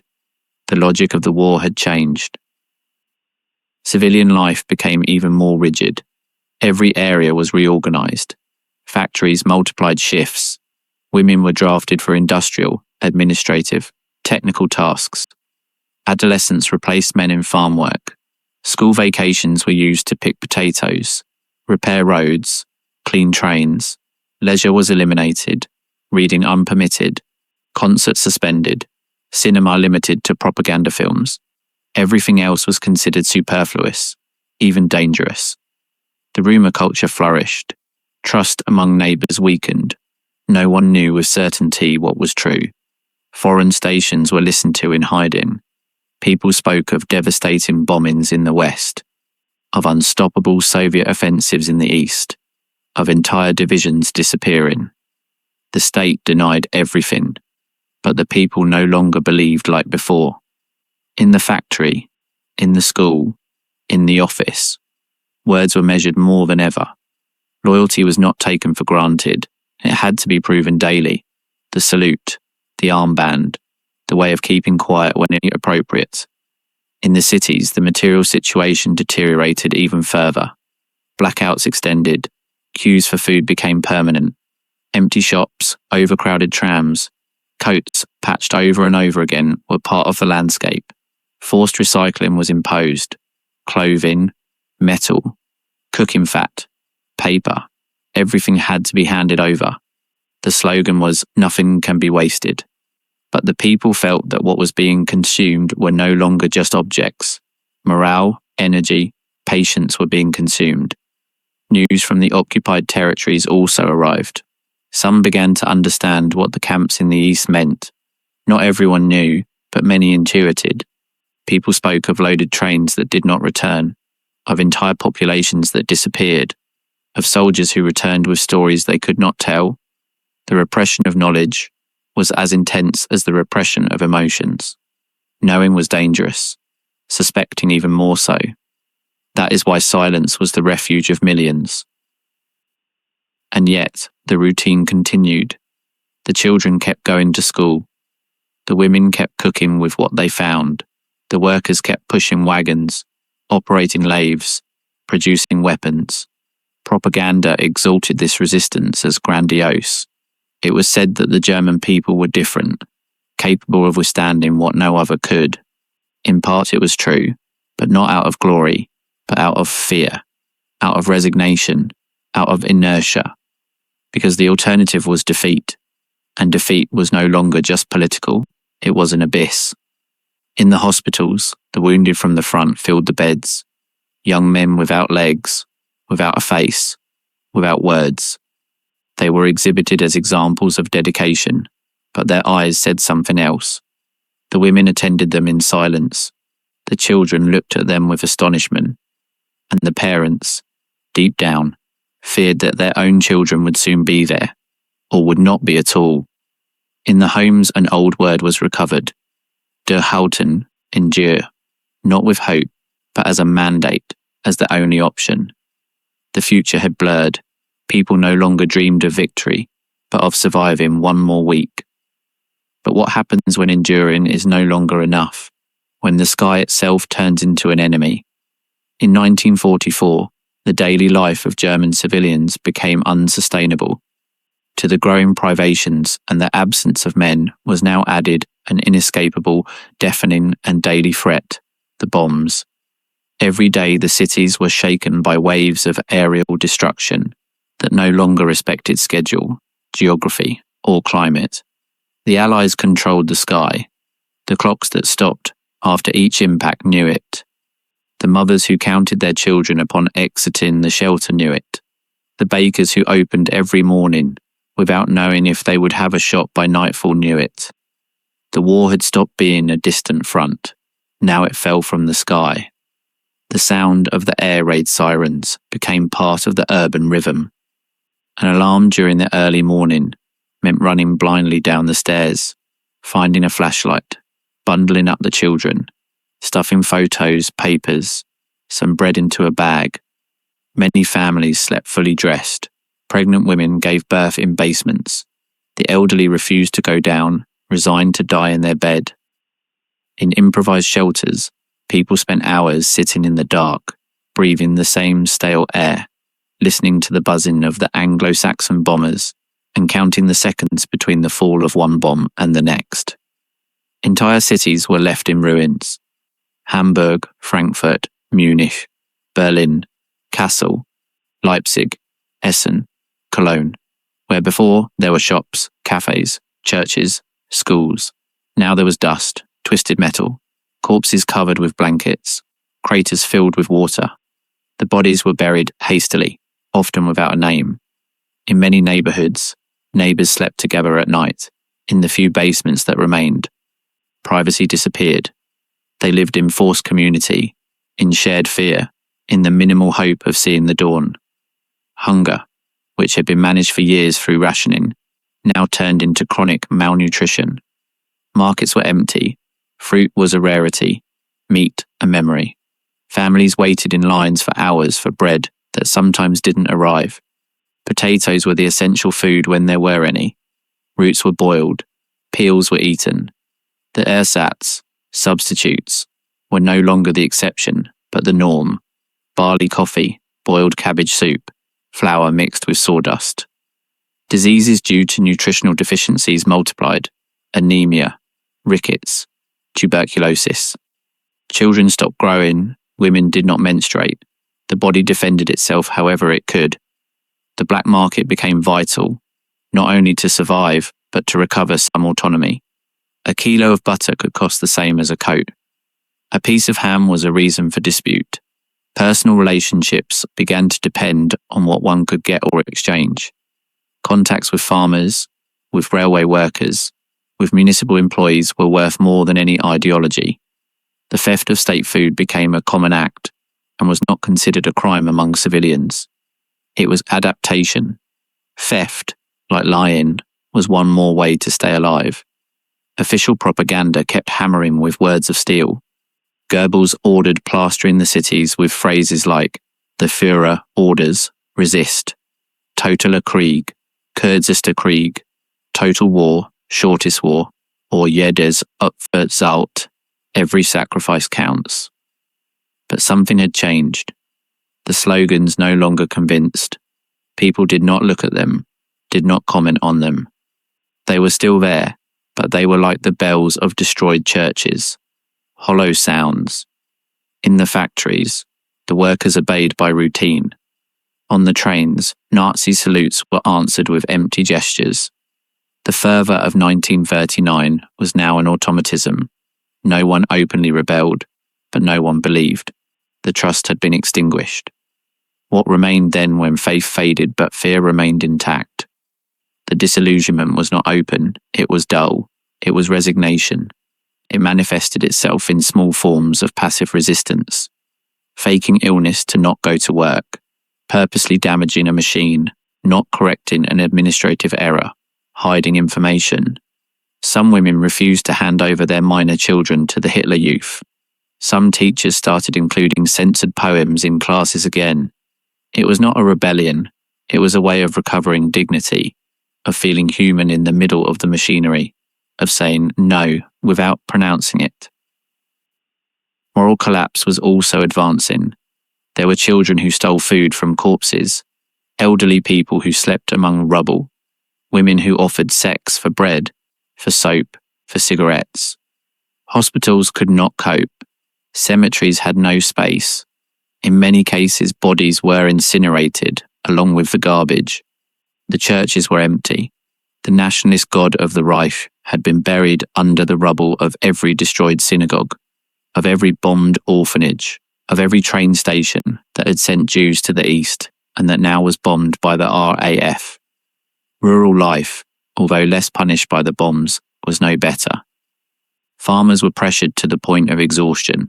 They had to produce with less and less workforce. The forced labourers, Ukrainians, Poles, Russians, were watched by the Gestapo. Some secretly tried to help the German civilians who arrived from the cities looking for bread. Others were denounced. The relationship between country and city became tense, resentful.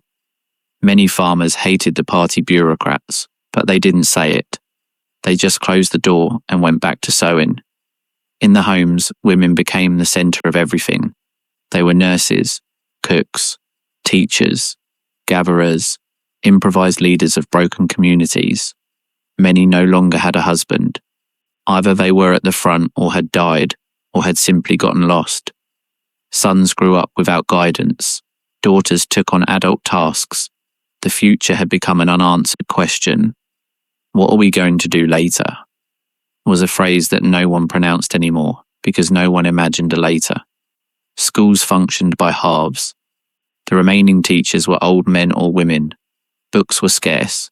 Notebooks were reused until there was no blank space left. Children learned to write in the margins, on the backs, on papers recovered from bombed offices. Classes were interrupted by alarms. Sometimes they did not resume. Students helped clear rubble, search for survivors, distribute water. Childhood had turned into unpaid forced labour. In the neighbourhoods, brigades of volunteers were organised, although volunteering was mandatory, to put out fires, rescue the wounded, clear streets. Women carried buckets, shovels, stretchers. The elderly watched the corners. Children ran messages. It was a militarised society without uniforms, a total war without a defined front. At night, when the sirens did not sound, some gathered in basements to share stories, to remember what life was like before. They talked about Sundays in the park, about weddings, about dances, about abundant meals. But those memories seemed to belong to another civilization, to another planet. The present was so overwhelming that the past felt like fiction. Letters from the front arrived less. When they did arrive, they were short, censored, full of cliches. I'm fine, don't worry, I will return soon. But mothers knew how to read between the lines. They knew that soon meant maybe never. They knew that I'm fine meant I still breathe.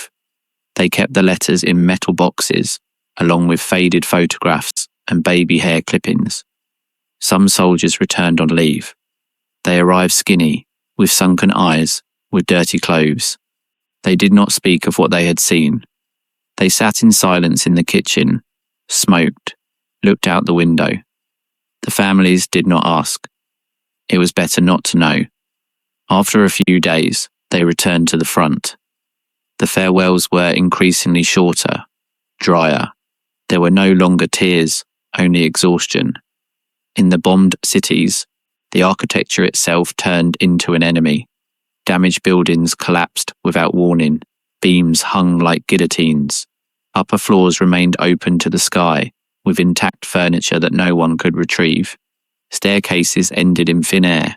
Elevators were metal tombs. Walking down the street was an act of bravery. Any step could be the last. The winter of 1944 was especially brutal. Without heating, without glass in the windows, with wet clothes from the rain that entered through the broken roofs. Families huddled around makeshift stoves. They burned furniture, books, picture frames, anything that would burn. The smoke filled the rooms, but it was preferable to slowly suffocate than to freeze to death. Respiratory diseases killed as much as the bombs. Pneumonia, bronchitis, tuberculosis spread without control. Hospitals no longer accepted patients. Doctors worked in improvised clinics in basements, without anesthesia, without antibiotics, without adequate instruments. Surgeries were done by candlelight, amputations without morphine. The screams could be heard across the whole block. To what point can a society disintegrate and keep functioning? In the final months of 1944, Germany was no longer a country. It was a dying organism that refused to stop. Orders kept arriving from Berlin, but no one fully complied with them. Trains no longer arrived on time. Factories produced at half pace. Officials forged documents to protect acquaintances. The system was rotting from the inside. Child soldiers began to appear. Adolescents of 14, 15 years old, in oversized uniforms, with rifles they could barely carry. They were sent to the Eastern Front, to the Western Front, to defend bridges, to guard roads. Many died in their first week. Others deserted and returned home secretly. Mothers hid them in attics, in cellars, in closets. If they were found, they were shot in the public square as an example. The Gestapo multiplied executions. Any defeatist comment was punished by death. Any attempt to surrender, any gesture of mercy towards the enemy, any criticism of the Führer. Bodies hung from trees on the main avenues, with signs that said traitor or coward.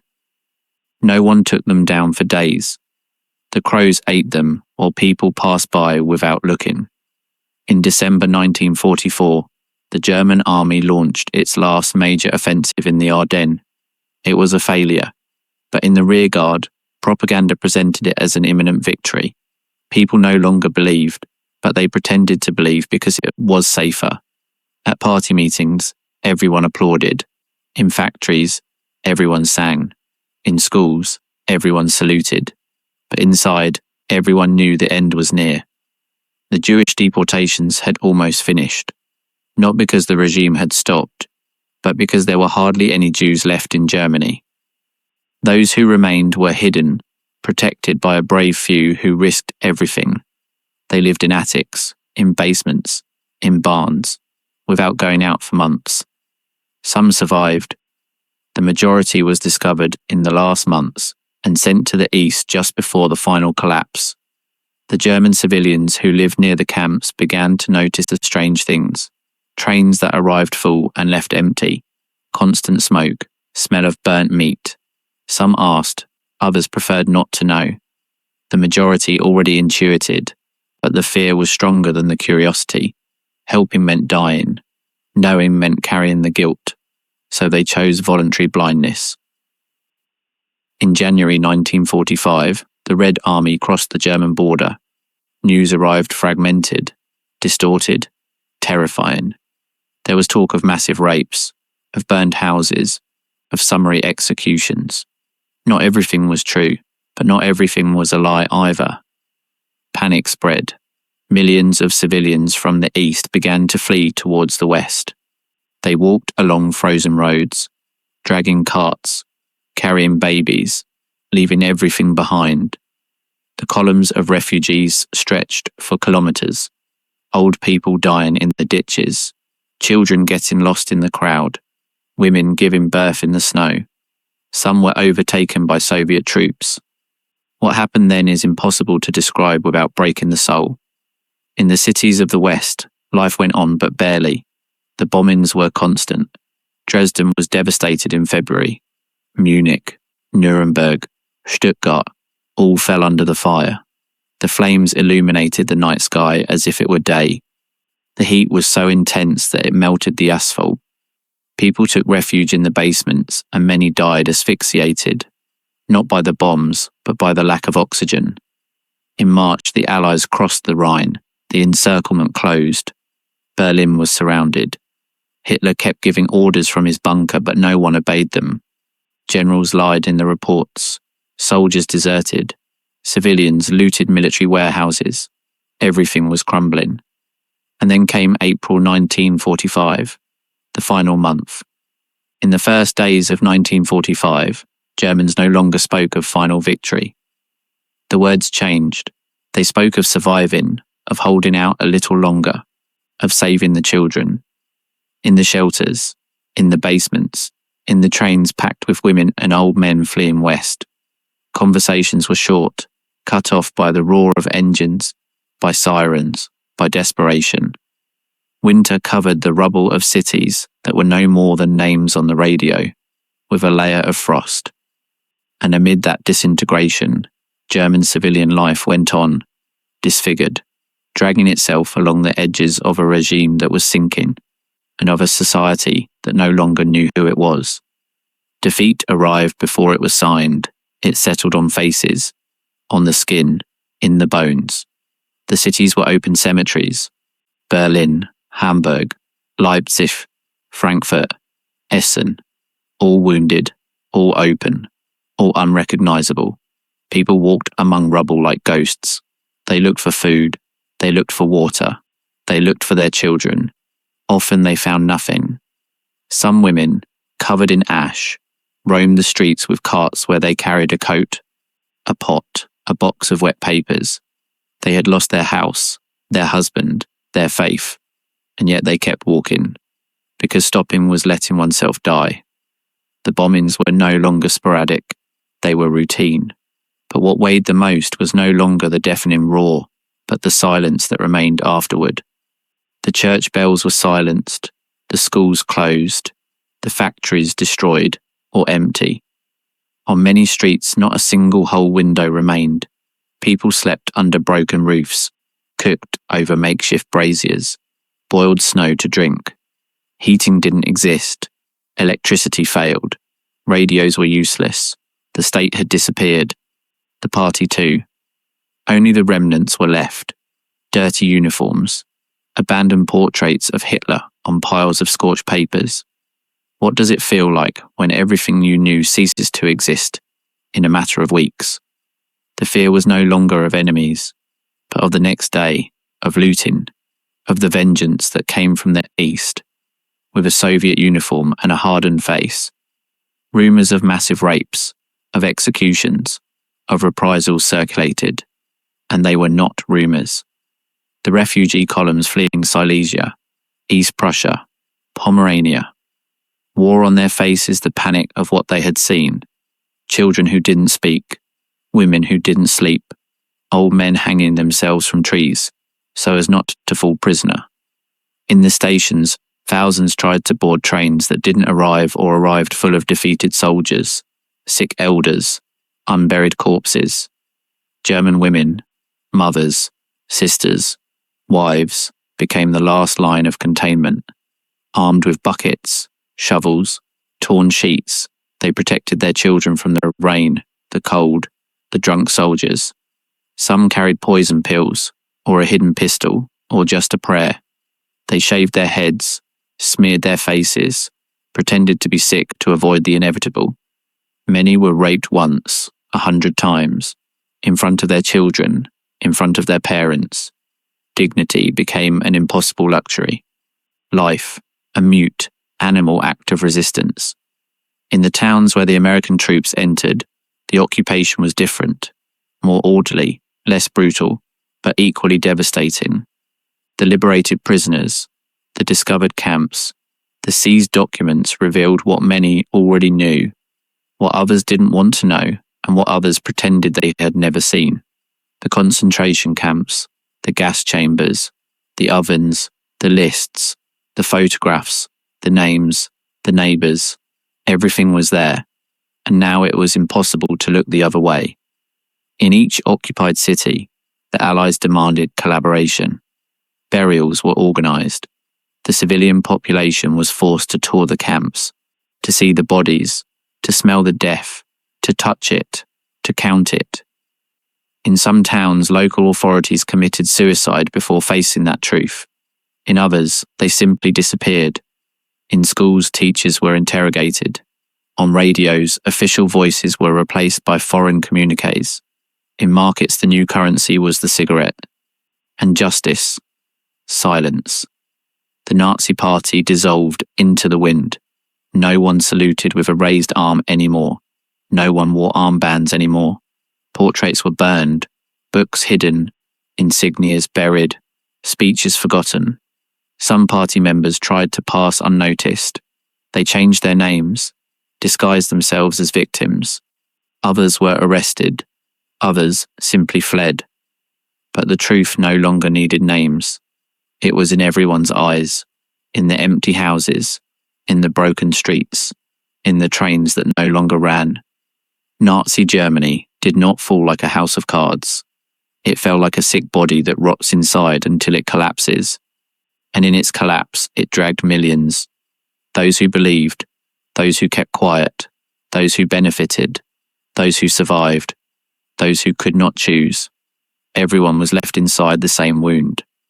In May 1945, the war ended, but peace did not arrive. Occupation arrived, hunger arrived, judgment arrived, remembrance arrived, and for millions of German civilians arrived the most difficult moment, knowing how to live after having survived, knowing how to look at the past, knowing how to explain it to the children, knowing how to rebuild a country not only destroyed in its buildings, but in its soul. The first days after the capitulation were strange. The silence was deafening. There were no sirens, no explosions, no orders shouted through loudspeakers, just an immense void that no one knew how to fill. The flags with the swastika were torn from the buildings. Some burned them, others hid them, as if they were evidence of a crime. In the streets, Allied soldiers patrolled. Americans, British, French, Soviets. Each occupied a zone. Each imposed their rules. In the West, troops distributed rations, organized community dining halls, restored basic services. In the East, Soviet troops exercised a harsher, more vengeful occupation. Rapes continued for weeks, looting too. It was the price of war. It was the bill that Germany had to pay. The civilians learned to survive in this new order. They traded in cigarettes, nylon stockings, chocolate. A pack of cigarettes was worth more than 1,000 marks. A chocolate bar could buy a gold watch. The formal economy had collapsed. Only bartering worked. The women, once again, carried the weight. They were called Trümmerfrauen, women of the rubble. They formed human chains to pass bricks hand to hand, clearing the ruins, rebuilding what could be rebuilt. They worked without wages, without adequate tools, without hope of reward, just because someone had to do it. Children played among the rubble. They found shell casings, unexploded grenades, burnt documents. They knew no other reality. For them, the ruins were normal. The hunger was normal. The father's absence was normal. They grew up in a broken world and accepted it with the naturalness of one who never knew anything better. The trials began. Nuremberg became the epicenter of international justice. The surviving Nazi leaders were judged for crimes against humanity. The sessions were broadcast, photographed, documented. The world had to know what had happened. Germany had to face its guilt. But in the homes, the guilt was more complex. How to define the responsibility of the one who obeyed out of fear, of the one who kept quiet for survival, of the one who participated without understanding. The questions did not possess easy answers. Some Germans claimed to have known nothing. Others admitted to having suspected, but to not having been able to do anything. Others simply did not speak. The denazification process attempted to separate the guilty from the innocent. Questionnaires with over 100 questions were distributed. Were you a party member? Did you hold any position? Did you participate in violent acts? The answers determined the future. Some were fired from their jobs, others imprisoned, others simply reprimanded. But the system was imperfect. Many culprits escaped. Many innocents were punished unjustly. The reconstruction was slow. The cities remained in ruins for years. Everything was lacking: materials, manpower, money, will. Germans lived in basements, in makeshift barracks, in half-destroyed buildings. The winter of 1945 to 1946 was devastating. Without heating, without enough food, thousands died of cold and malnutrition. The war had ended, but the deaths continued. And yet slowly life returned. Markets reopened. Schools reorganized.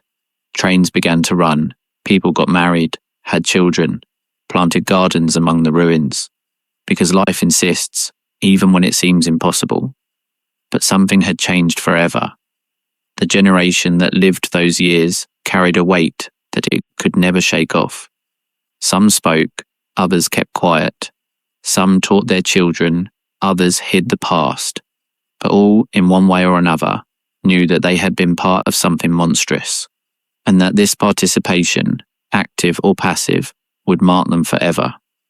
The question that hung in the air, the question that Germany would ask itself for decades, was simple and terrible. How was it possible?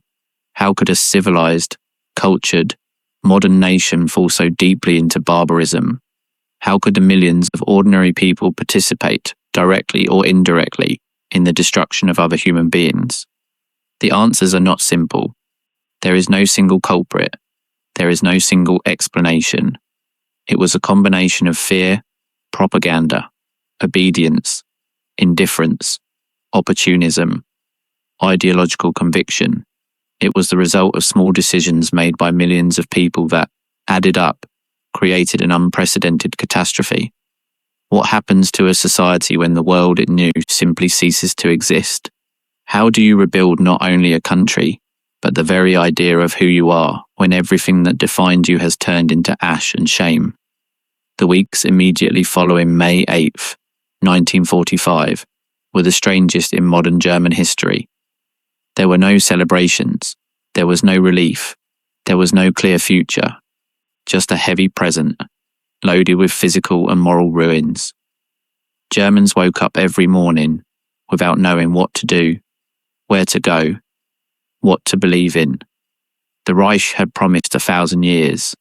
It lasted 12, and in its fall it dragged everything down.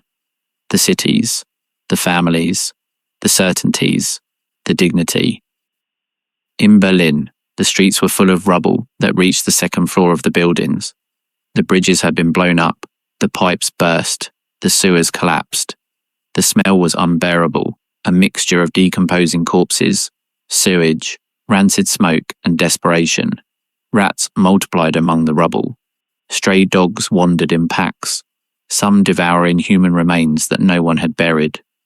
The women began to organize. They did not wait for orders. They did not wait for help.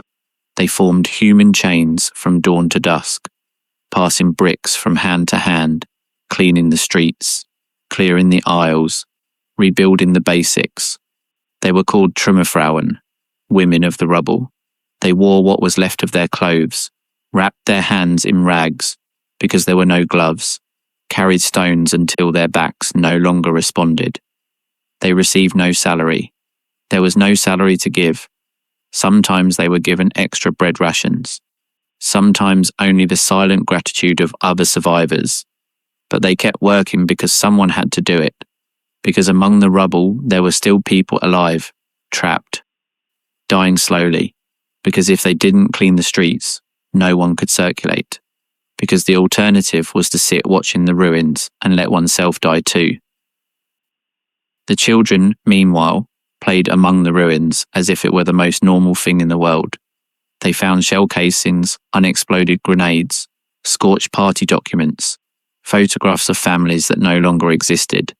They built fortresses with broken bricks, hid in flooded basements, imagined battles that had already ended. For them, the ruins were normal. The hunger was normal. The father's absence was normal.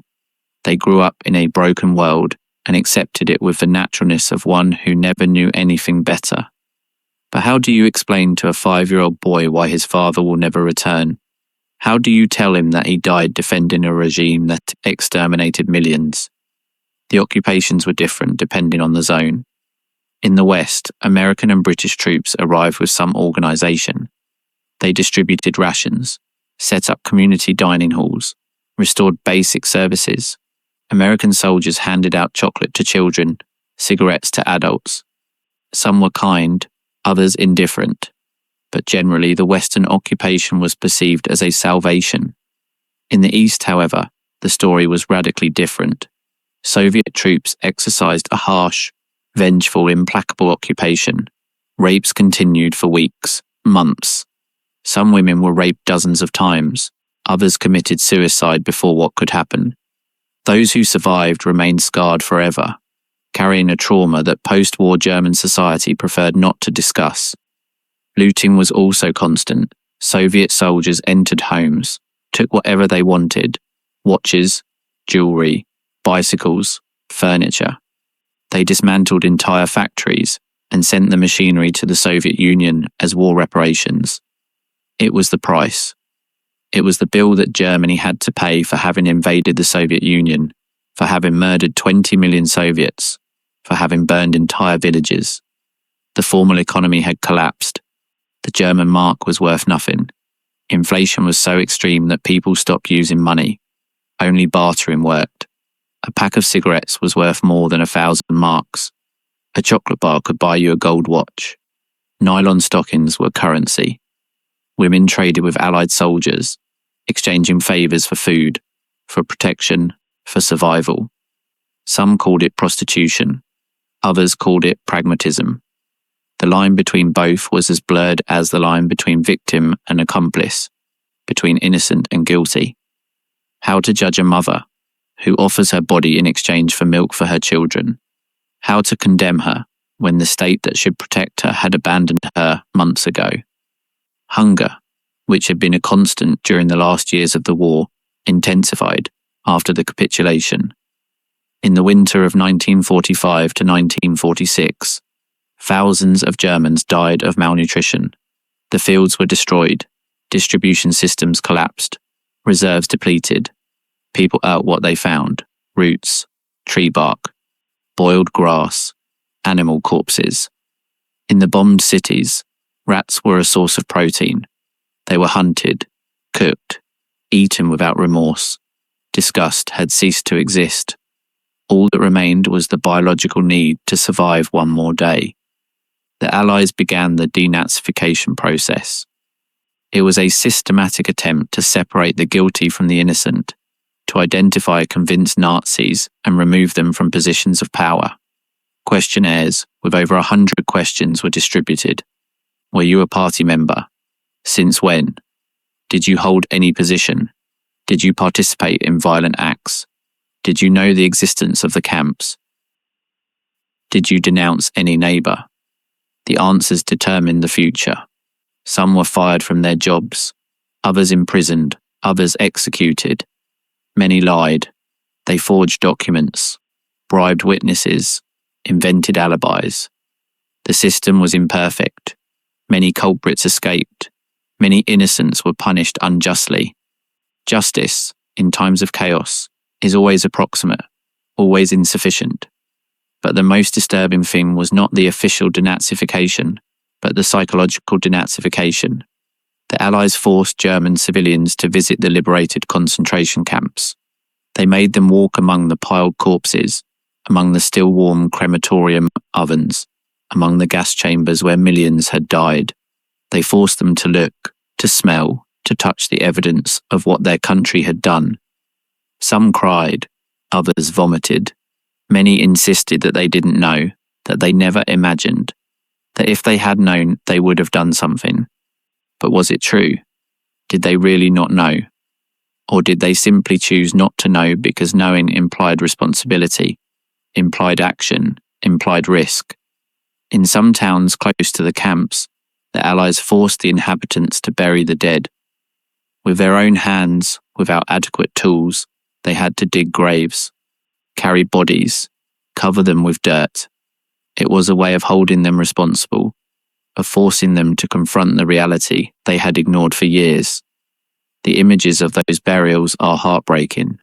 Women in Sunday dresses, old men in wrinkled suits, teenagers in Hitler Youth uniforms, all digging in silence, faces distorted by horror, by shame, by disbelief.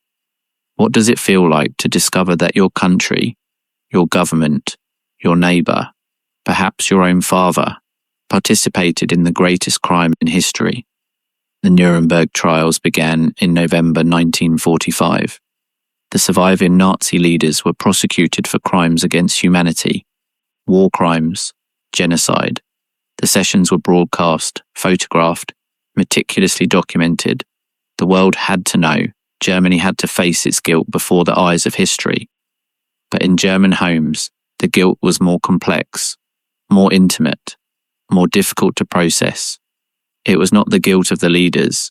It was the guilt of the millions who obeyed, who kept quiet, who applauded.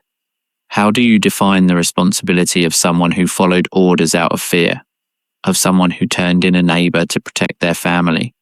of someone who worked in a factory that produced weapons for the front, of someone who simply lived their life without asking too much. These questions did not possess easy answers.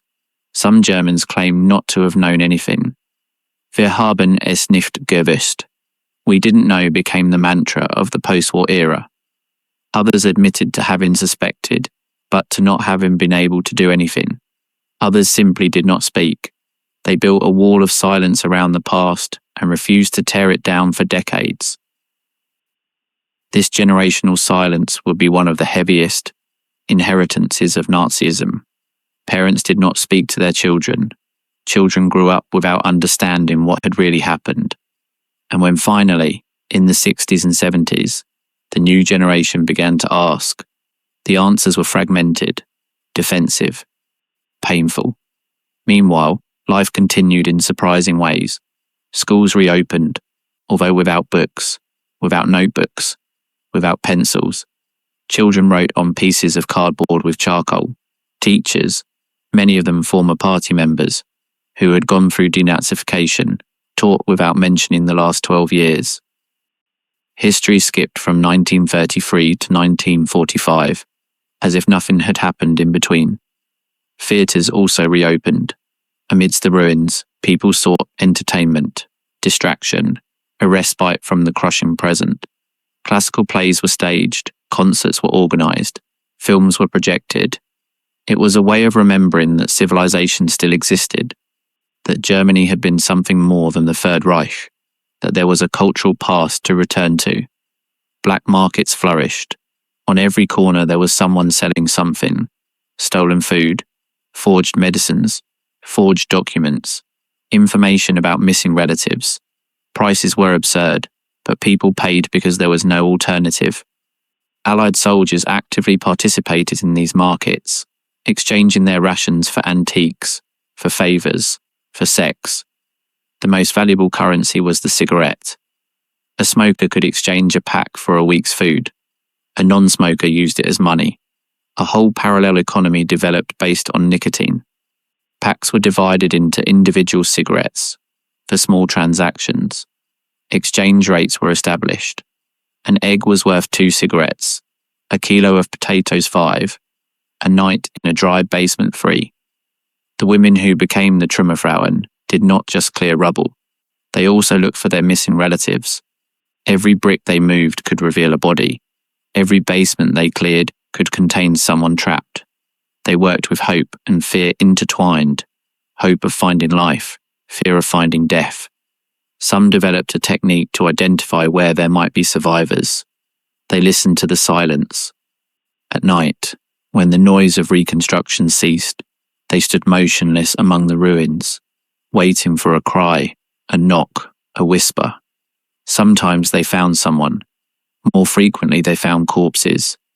Corpses were a constant problem. There were too many, decomposing too fast, without enough people to bury them properly. Mass graves were dug. Unidentified bodies were stacked. Piles were burned when there was no space to dig. The smell of death lingered in the air for months, clinging to clothes, to skin, to lungs. But in the midst of this devastation, something extraordinary happened. Life insisted. Couples got married among the ruins. Babies were born in basements without electricity. Gardens sprouted among the rubble. Small plots where people grew potatoes, carrots, anything that would grow. It was an act of resistance against death, an affirmation that the future, however uncertain, still existed. Post-war weddings were strange ceremonies. Brides and grooms wore borrowed or patched clothes. There were no rings, no flowers, no banquet. The ceremony was held in half-destroyed churches or improvised municipal offices. Guests brought what they could: a piece of bread, a candle, a song. The most precious gift was a photograph, because cameras were rare and photographic paper even rarer. Births were not like before either. Mothers gave birth without anesthesia, without prepared doctors, sometimes without any professional help. The improvised midwives were women who had seen many births and learned by necessity. Infant mortality skyrocketed. Many babies were born malnourished, weak, unable to survive the first weeks. Mothers wrapped them in rags, breastfed them even though they themselves were malnourished, cradled them among rubble while rats ran nearby. And yet, those babies represented something crucial: the idea that there would be a next generation, a generation that would not carry directly the guilt of the past, that could rebuild without the weight of having participated. Refugees from the East kept arriving. Millions of ethnic Germans expelled from Poland, Czechoslovakia, Hungary, Yugoslavia, from the eastern territories that now belonged to the Soviet Union. They arrived on foot, in carts, in crowded trains. They carried what they could. They left behind houses their families had inhabited for generations. This was the largest ethnic cleansing in European history between the Holocaust and the Yugoslav wars of the 90s. It is estimated that between 12 and 14 million Germans were expelled. 2 million died in the process, from direct violence, from diseases, from exposure to cold, from starvation.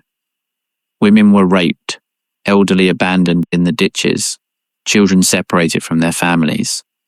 Those who arrived in Germany found a country that could barely feed its own population. Refugees were viewed with resentment. They competed for food, for a roof, for work. They were housed in barracks, in barns, in flooded basements.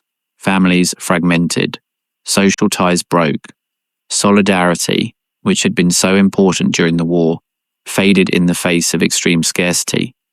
In rural areas, the situation was marginally better. There was food, though little. Farmers could cultivate, raise animals, hunt, but they also suffered. Allied soldiers requisitioned crops, livestock, warehouses. Forced labourers, freed but with nowhere to go, sometimes took revenge on the German farmers who had exploited them. There were robberies, murders, fires. Some German farmers tried to protect the forced labourers they had treated well. They offered them to stay, to work in exchange for food and shelter. Some accepted, with no better options.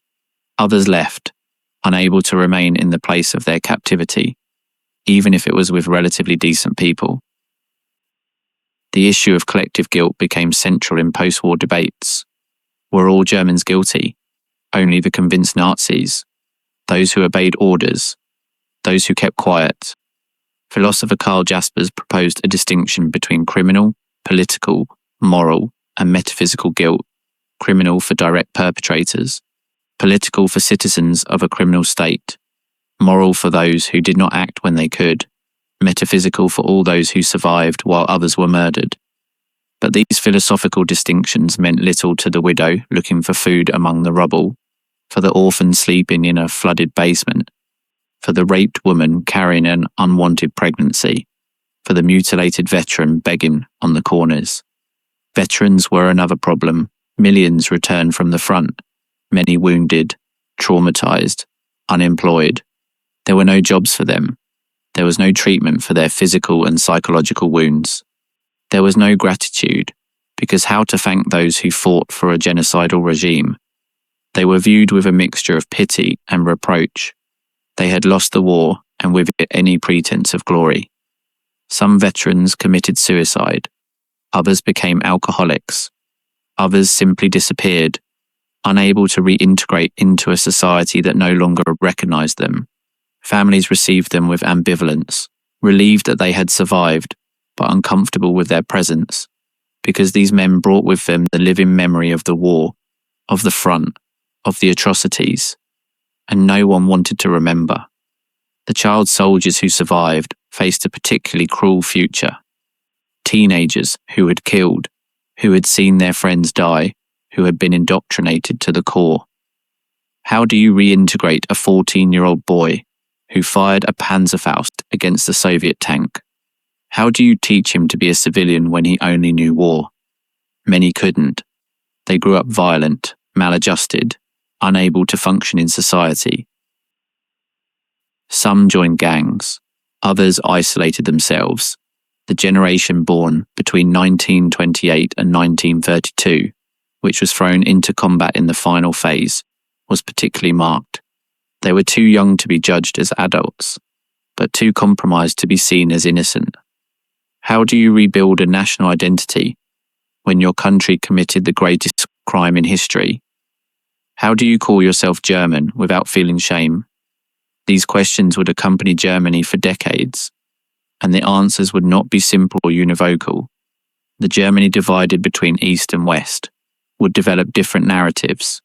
In the East, under Soviet control, the narrative of anti-fascism was built. The German Democratic Republic would present itself as the good Germany, the one that had broken with the Nazi past. In the West, the process was slower, more painful, more honest, ultimately. But that would come later. In 1945 and 1946, there were no narratives, there was no reconciliation, there was no clarity. There was only survival. There were only ruins. There was only the unbearable weight of the present and the terrifying question of whether there would be a future. Train stations became constant places of encounter and farewell. Families looked for their missing. Bulletin boards were filled with photographs, names, birth dates, last known locations. Does anyone know of? The answers were scarce. Most of the missing never appeared. They were dead at the front, in the bombings, in the death marches, in the post-war revenge. The Red Cross established tracing services. Volunteers processed thousands of daily inquiries, checking lists of prisoners, of the deceased, of the hospitalized. The work was monumental and mostly fruitless, but it gave hope. And in 1945, hope was the only luxury that could still be afforded. Orphanages filled with children without families. Some had lost both parents in the bombings. Others were children of single mothers, product of rapes or relationships with Allied soldiers who could not raise them. Others had simply been abandoned because their families could not feed them. The orphanages, with minimal resources, did what they could. Children slept crowded together, ate meager rations, grew up without affection, without proper education, without a clear future. Some of these children would develop severe psychological problems. The post-war generation carried traumas that were not processed for decades. The psychology of trauma was not yet well understood. There was no therapy, no emotional support, just the exhortation to keep going, not to look back, to rebuild. But how not to look back when the past is on every corner, in every destroyed building, in every burned photograph, in every name that is no longer pronounced, in every question the children ask and the parents do not answer. Physical reconstruction began slowly. The Marshall Plan, announced in 1947, would eventually bring massive resources to rebuild Western Europe, including West Germany. But in 1945 and 1946, there was no plan, no resources, no machinery, just human hands moving stones, one by one, brick by brick. The Trümmerfrauen became the symbol of this reconstruction. Photographs of women passing bricks in human chains, clearing streets, dismantling unstable buildings, circulated the world. They were seen as examples of German resilience, of determination, but the reality was more complex. They were not voluntary heroes. They were survivors doing what was necessary to stay alive. Many of these women developed chronic health problems, backs destroyed by years of carrying weight, hands deformed by unprotected work, lungs damaged by breathing cement dust for months. But there was no compensation, no official recognition for decades. Only later, much later, when rebuilt Germany could afford nostalgia, would they be remembered with monuments and commemorative plaques. In 1946, cultural life began timidly. Publishers reopened, publishing classics, because contemporary authors were still processing what they had lived through. The first post-war novels would not appear until the late 40s. German cinema was slowly reborn, under strict Allied supervision. Films had to be denazified, reviewed, approved. Music was a particular refuge. Orchestras reorganized. Concerts in half-destroyed buildings attracted crowds. People sat among rubble, with patched coats, with empty stomachs, and listened to Beethoven, Mozart, Bach. It was a way of reconnecting with a pre-Nazi Germany, of remembering that their country had contributed beauty to the world, not just destruction. But even music was contaminated. How to play Wagner, Hitler's favourite composer. How to interpret the symphonies that had played at party congresses. These questions possessed no easy answers. Some works were avoided for years. Others were reinterpreted, stripped of their Nazi context, returned to a purely aesthetic space. Churches faced their own crises. Both Catholics and Protestants had collaborated, to a greater or lesser degree, with the regime. Some clerics had resisted and paid with their lives.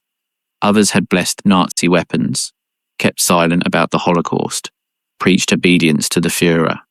Now they had to rebuild their moral authority from the ruins of their complicity. Some religious leaders asked for forgiveness.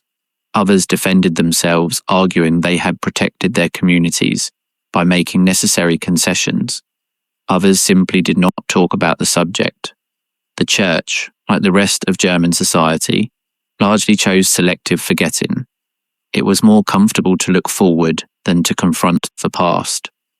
The Jewish survivors who remained in Germany, or who returned, faced an impossible situation: how to live among those who were accomplices to your extermination. Many couldn't. They emigrated to Israel, to the United States, to any place that would receive them.